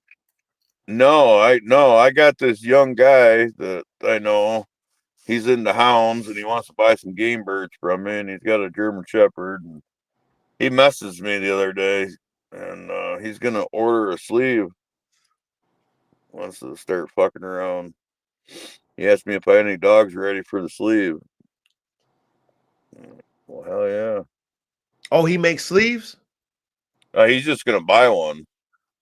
Oh, got you. Yeah, I was thinking about making them, but you know what? I'm tired of wasting my fucking time. I took orders for rawhide, and I tried to sell tripe, tried to sell dog food and shit. Got a bunch Yes. of running around, and Yeah, it's hard. It's hard. yeah. See, the social media game is hard, man. You gotta find a way to go viral, man, which is not easy. But you know, you gotta be real creative and be real gimmicky and shit. If you can find a way to get into that algorithm, then you know, of course, everything will change for you. But you know, it takes a lot of work to learn that shit. Yeah. You know, but I would say for you, because of what you do, Caveman, with your dogs, and in your lifestyle, man, if you can find a way to, you know, really get into your fucking filming and your editing and shit like that, bro. The way you live is a goddamn it's content. Hell yeah, that's a vlog. A good vlog. You know, like that's a real content. If you can put it together and edit that shit and just, you know, put it on your YouTube and you know, find a way to shorten your clips out and put it on your IG and your Facebook, you'll blow up, man. You'll blow up straight up. Yeah, I But wish I could get the views on my videos that I do on them shorts and shit. I got like fucking thousands, and then one's got 24,000. okay. And I'm like, what the fuck? What's the problem? Yeah, you got it's all them little short clips that they like. Yeah, the shorts the work. reels. Yeah, the reels and shit. They work, but see, you gotta follow which ones that go viral, and you gotta mimic that shit. Like there's apps that you can do. Like, let's see what Instagram. Instagram got a new app. What the fuck they call that shit? I'm gonna tell you what it is. Where you can put your shit in there, you can create on there. They got all kind of templates and shit. What's it called? It's called Edits. Okay, and you one can that go. got all the hits was those Malinois pups tearing up that woodchuck. That's it got 24,000. There you go. Boom. There you go. There you go. So more shit like that. You know, that's what you gotta do. Whatever you see that's getting those views, keep doing that. Keep doing that. And then them shorts, you're gonna get a lot of followers that way too. I got some I can't share. They would get a reaction, but nah, share that shit until they warn you. If they warn you, then you know, back up. But if they don't warn you, you get views, fuck it. Fuck. Yeah, I'm talking about shit. I'm talking about shit like a live coon wandering into my dog kennel. Yeah, show that shit. Yeah, show that. Fuck it until they flag you. And then they flag you, pull it back, whatever. By that time, you got the views and you got some followers. I'll be seeing mad crazy shit up there. Bro, I'll be up there for months. That don't mean I'm gonna. I see some people showing some shit. I'm like, what the fuck are you doing? Hell, bro, there's a page that I follow on Instagram that show motherfuckers getting murdered and shit. Yeah, I follow that shit too. Yeah, what you talking about? They shit still up. Yep. Shit. They doing numbers over there. They doing big numbers. I follow their ass. Because the ASPCA don't give a fuck about people. Nah, they be showing animals getting fucked up on there too. Yeah, they showing a lot of crazy. I mean, I've seen straight up matches, game dog matches, the whole match. Yeah, beginning to end, unedited. Yeah, I'm seeing that shit too. All types of breeds, not just pit bulls. So for you, man, I mean, you know, you can't be no worse than that. No, it was just a little bit of growling and a little bit of coon screaming, and it was over. Bingo, there it is. That's all you need. So the key for you and all y'all in the chat is find out what works as far as like get you the views and do it until they fucking warn you to not do it. As long as I don't record myself throwing the coon over the fence, right? Yeah, don't put yourself on the camera. That's stupid as stupid does, man. And I know you gotta happen naturally, man. Yeah, when I say he wandered into the dog pound. Yeah. Don't do that. Make it a clip. Just make it a short. You know what I'm saying? Just make it a quick short. Boom, boom, boom, pow. Put it on there. Get the views. Get the followers. Get your momentum. create your narrative. Y'all good. Have a little jingle with it. Yeah. Get your little vocals behind it or something like that. A little narrative, a little jingle, like Reddy said, and boom, pump that shit. Get the views. Yeah. Anything to draw attention to you guys, because that's really what it's about. It's about drawing attention. I was thinking of making "We Right Here" my theme song. What's it called? DMX. We Right Here, DMX. There we go. We ain't going anywhere. Yeah. We right here. Yeah. You know what I mean? So salute to all of you dog men and dog women who are high performance dog man engineers and think outside the box to make a circle. And we're all about the dogs. And I appreciate you guys showing up to the classroom. And, this, like I said, just really thinking about this high performance dog thing and like really coming up with plans of actions and formulas that could possibly work. Right? What I mean by possibly is it's still a work in progress. Yeah. Which is fine. That's what makes it fun for me. I got to keep working to get better. I got to keep trying to make my dogs better. I'm okay with that. That's what makes it fun. That's what inspires me to keep going. It's never good enough. I don't care what the world says. Coach, that shit is great. Well, you haven't looked at my lab notes. My lab notes says greater, and I haven't got there yet. And then when I make it better than the last one, y'all gonna be like, damn, coach, you made it better. Yeah, but it's still not good enough. Yeah.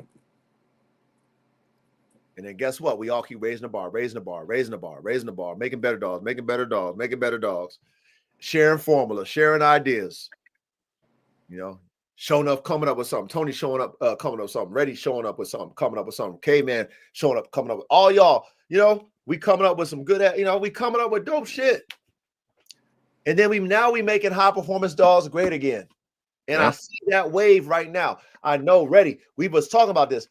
People now are talking about performance and high performance dog. They talking about genetics now because we've been talking about that shit. Yep. Super facts. More and more people are getting into working their dogs in whatever way, form, or fashion, which I love to see because we talking about working dogs. Hell yeah. And we ain't the only ones, but you know how it spreads. Let's say out of the 150 people that watch it, they do what they do and they talk about it. They do their shit because they resonate and relate with what we talking about. And then that spreads. Yep. It spreads. The content spreads. The dialect spreads. Now we seeing it more. You know what I'm saying? And that's what I want to see. We want to see dogs that can perform, that are healthy, that are strong, that raises the bar. People with dope ass fucking creations and shit that's like unique and like, yo, that's dope. That's cool. Wow, you made that. Wow, that's cool. Awesome. That's what inspires us. That's how it should be. Period. Okay. And also, I'm gonna close out with this. I respect everybody in the game, even the commentators. Word. With the commentators, if you're gonna be a commentator, make sure you do fair commentating like a Stephen A. Smith, so that you can be the best commentator that's commentating. Just do it fair. Leave your emotions out of the commentary.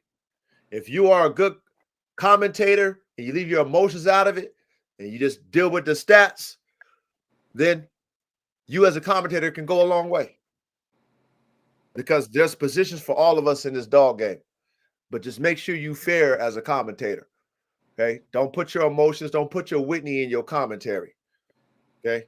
Other than that, y'all do y'all. And we're going to respect y'all for being who you guys are out there in the dog world. Okay? Because everybody got a position to play and everybody needs to play their position. Okay? And those of us who are EA Sports in the game, real dog man with real programs who really doing this shit, who really got experience, then we need to show love to each other. Regardless of where you at in your program, encourage one another, encourage each other. Do not downplay not a dog man's program, regardless if it's what you do or not. Don't downplay them. Encourage them. Be there for them. You know what I'm saying? If you see they doing something that you can help them with, help them. Yeah. Help them. If they got an idea. Snatcher. Say it again, K-Man. So quit being a scrap snatcher. Yeah. Don't be don't take away from your brother or sister. Help. You know what I'm saying? Like, help each other, because you never know, right? That person who might be at the beginning stages of their program might have some that you might want to use later on down the road. Yep. That's why we encourage each other when you really have a program and you really trying to do it. We're not going to discourage you for being a creator, because the next level belongs to you, right? The next level belongs to me. You ready, UK, man? You guys in the chat. The next level belongs to all of us if we encourage each other to keep going. And then let's big up the dogs. Don't big up Coach. Respect Coach because of my dogs. Give me my credit because of, damn, Coach, I see the dogs you got. That's why I'm saluting you. Thank you. Thank you for saluting me for the dogs. And that's the only reason why we're here. Anything else y'all want to add? No. Great cook up, man. I like this cook up tonight. I think we covered it pretty good. Yeah, we just speaking the truth to y'all. That's all. You know, I just wanted to break this one down, because this is something that I wanted to always do. You know, and I still got the DNA, and I'm not done. You feel me? I'm not done, but I know I'm not going extreme bully type bulldog. I'm not doing that, because that's you know, like I told y'all, that's just genetically, as far as an engineer, it's impossible. Tom Cruise, Mission Impossible. I'm lying to myself, drawing up lab notes, thinking that that's even possible. I gotta think like caveman, and that's gonna take me some time. And I accepted that. I accept it. It's a balance, and it's not going to be extreme. So I gracefully bow out of thinking that I can do it. Like caveman said, motherfuckers been trying to do that shit since probably the beginning of the shit. They've been trying. Like, I want that wow factor. Oh, I want them big ass muscles and big ass heads and all this crazy shit. And then their dogs fall apart. Yeah. And when do you ever see those dogs win a weight pull or win a bite force competition? I haven't seen them. Nah, hell no. No, they win to a balanced, or they lose to a balanced dog. Like the pit bull type dogs win the weight pulls, and the Kangles got the bite force. A Kangle, the damn sure don't have that head. Nah, and they damn sure don't have them shoulders. And they damn sure don't have extreme muscle. No, but they got it just as much as you'd ever want them to need, I'll tell you. Yeah, it's like the hound. People don't think, oh, them hounds, they ain't shit. Well, I'm telling you, them hounds can fucking break bones. One bite, they'd kill shit. One bite.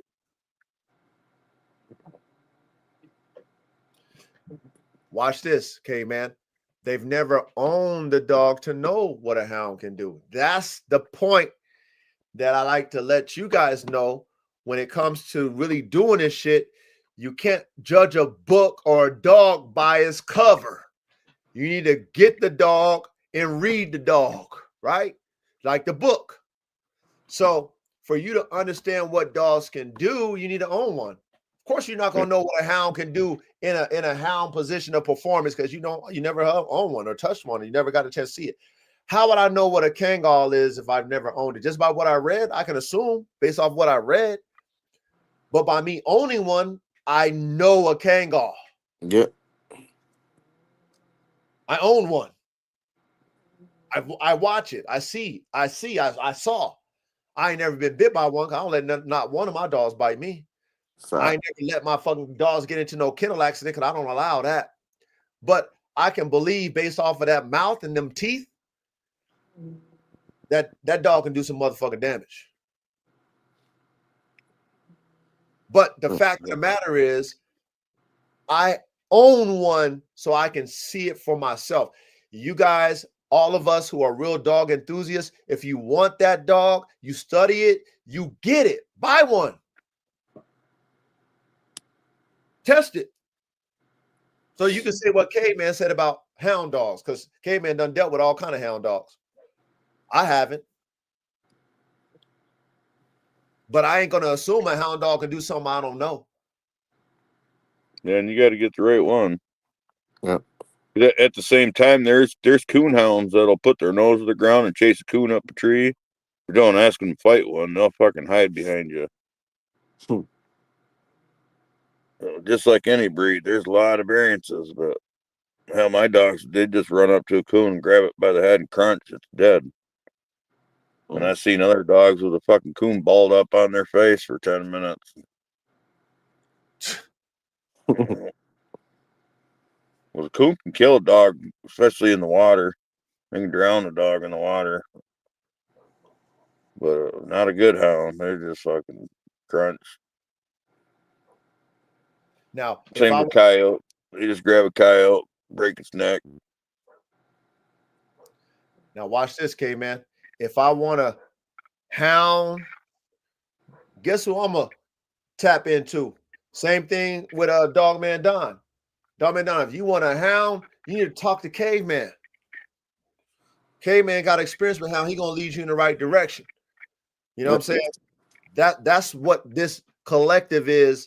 All of us as dogmen and the Dogman computer. That's why we have this community right here, so we can tap into dogmen who have experience with dogs. That's what we do. You know what I'm saying? What did my boy Reddy say? Hey, coach, I might have some variances of some dogs that you might want to add to your recipe. Well, I'm not gonna say, nah, I'm cool. No, I'm like, nah, send me what send me it. Let me see. Facts. Because I know Reddy do his research on the shit. I know he's like a nerd when it comes to that shit. He showed me all kind of stuff, so I'm gonna trust him. That's what I'm gonna follow. That's what I'm gonna get my information from, those that's actually doing it. And that's how we learn. So all of us here that's doing it, let's stay connected. Let's stay intact. Let's stay doing our research and studying. Let's stay, getting dogs, experiencing dogs. Let's be open-minded to different formulas. Let's cook. And then let's make these dogs, let's make high-performance dogs great again. Facts. As I drop the mic. Yeah, man. But hey, y'all, I love y'all. Respect y'all. I'm thankful for everybody who shows up in the classroom, all the ones who catch the replay. Man, we got a lot of information, man. This is 94, man. Y'all can go back in time and, go through digging the crates. We got a lot of good information. We got no commercials, so you can put it in your earphones. If you're out there in the field at the job, just listen to the game, man. Listen to the game that we be talking about in the classroom. You got a program, you got a vision. Start drawing up your program. Even if you ain't got dogs, start drawing your shit up. We done talked about all kind of stuff. Start doing your research. Put your shit together. Then start saving your money. Make sure you got the space to have your dog. Or if you got a team, like we talked about, have some friends that y'all co together. Y'all, you might get this breed. Your friend might get that breed. Y'all start cooking together. But the key to all of our success is the Dogman brain, the collective brain that we got, the supercomputer, the Dogman supercomputer that we got, and we take these ideas and these visions together, and we start making fucking waves, start making next level dogs. But I digress. Couldn't agree more, man. Yep. Hey, I do have content on my YouTube and IG. Follow, hey, y'all, if y'all not following Caveman, go follow Caveman. Go follow Reddy. If y'all not following the coach, go follow me on IG, Facebook, the Dogman. The Dog God, aka the coach. Follow me on there. And let's stay connected, y'all. But man, shit, we done beat this thing up, man. Yeah, time to build a table. That's it. You know? So hey, love y'all. Y'all be safe out there. Till next Thursday. We are out. Salute to the chat, man. Till next week, man. Till next week, Peace. man. We back in the classroom next Thursday. But peace. Yeah. Peace. Peace. I'm out. We out, man.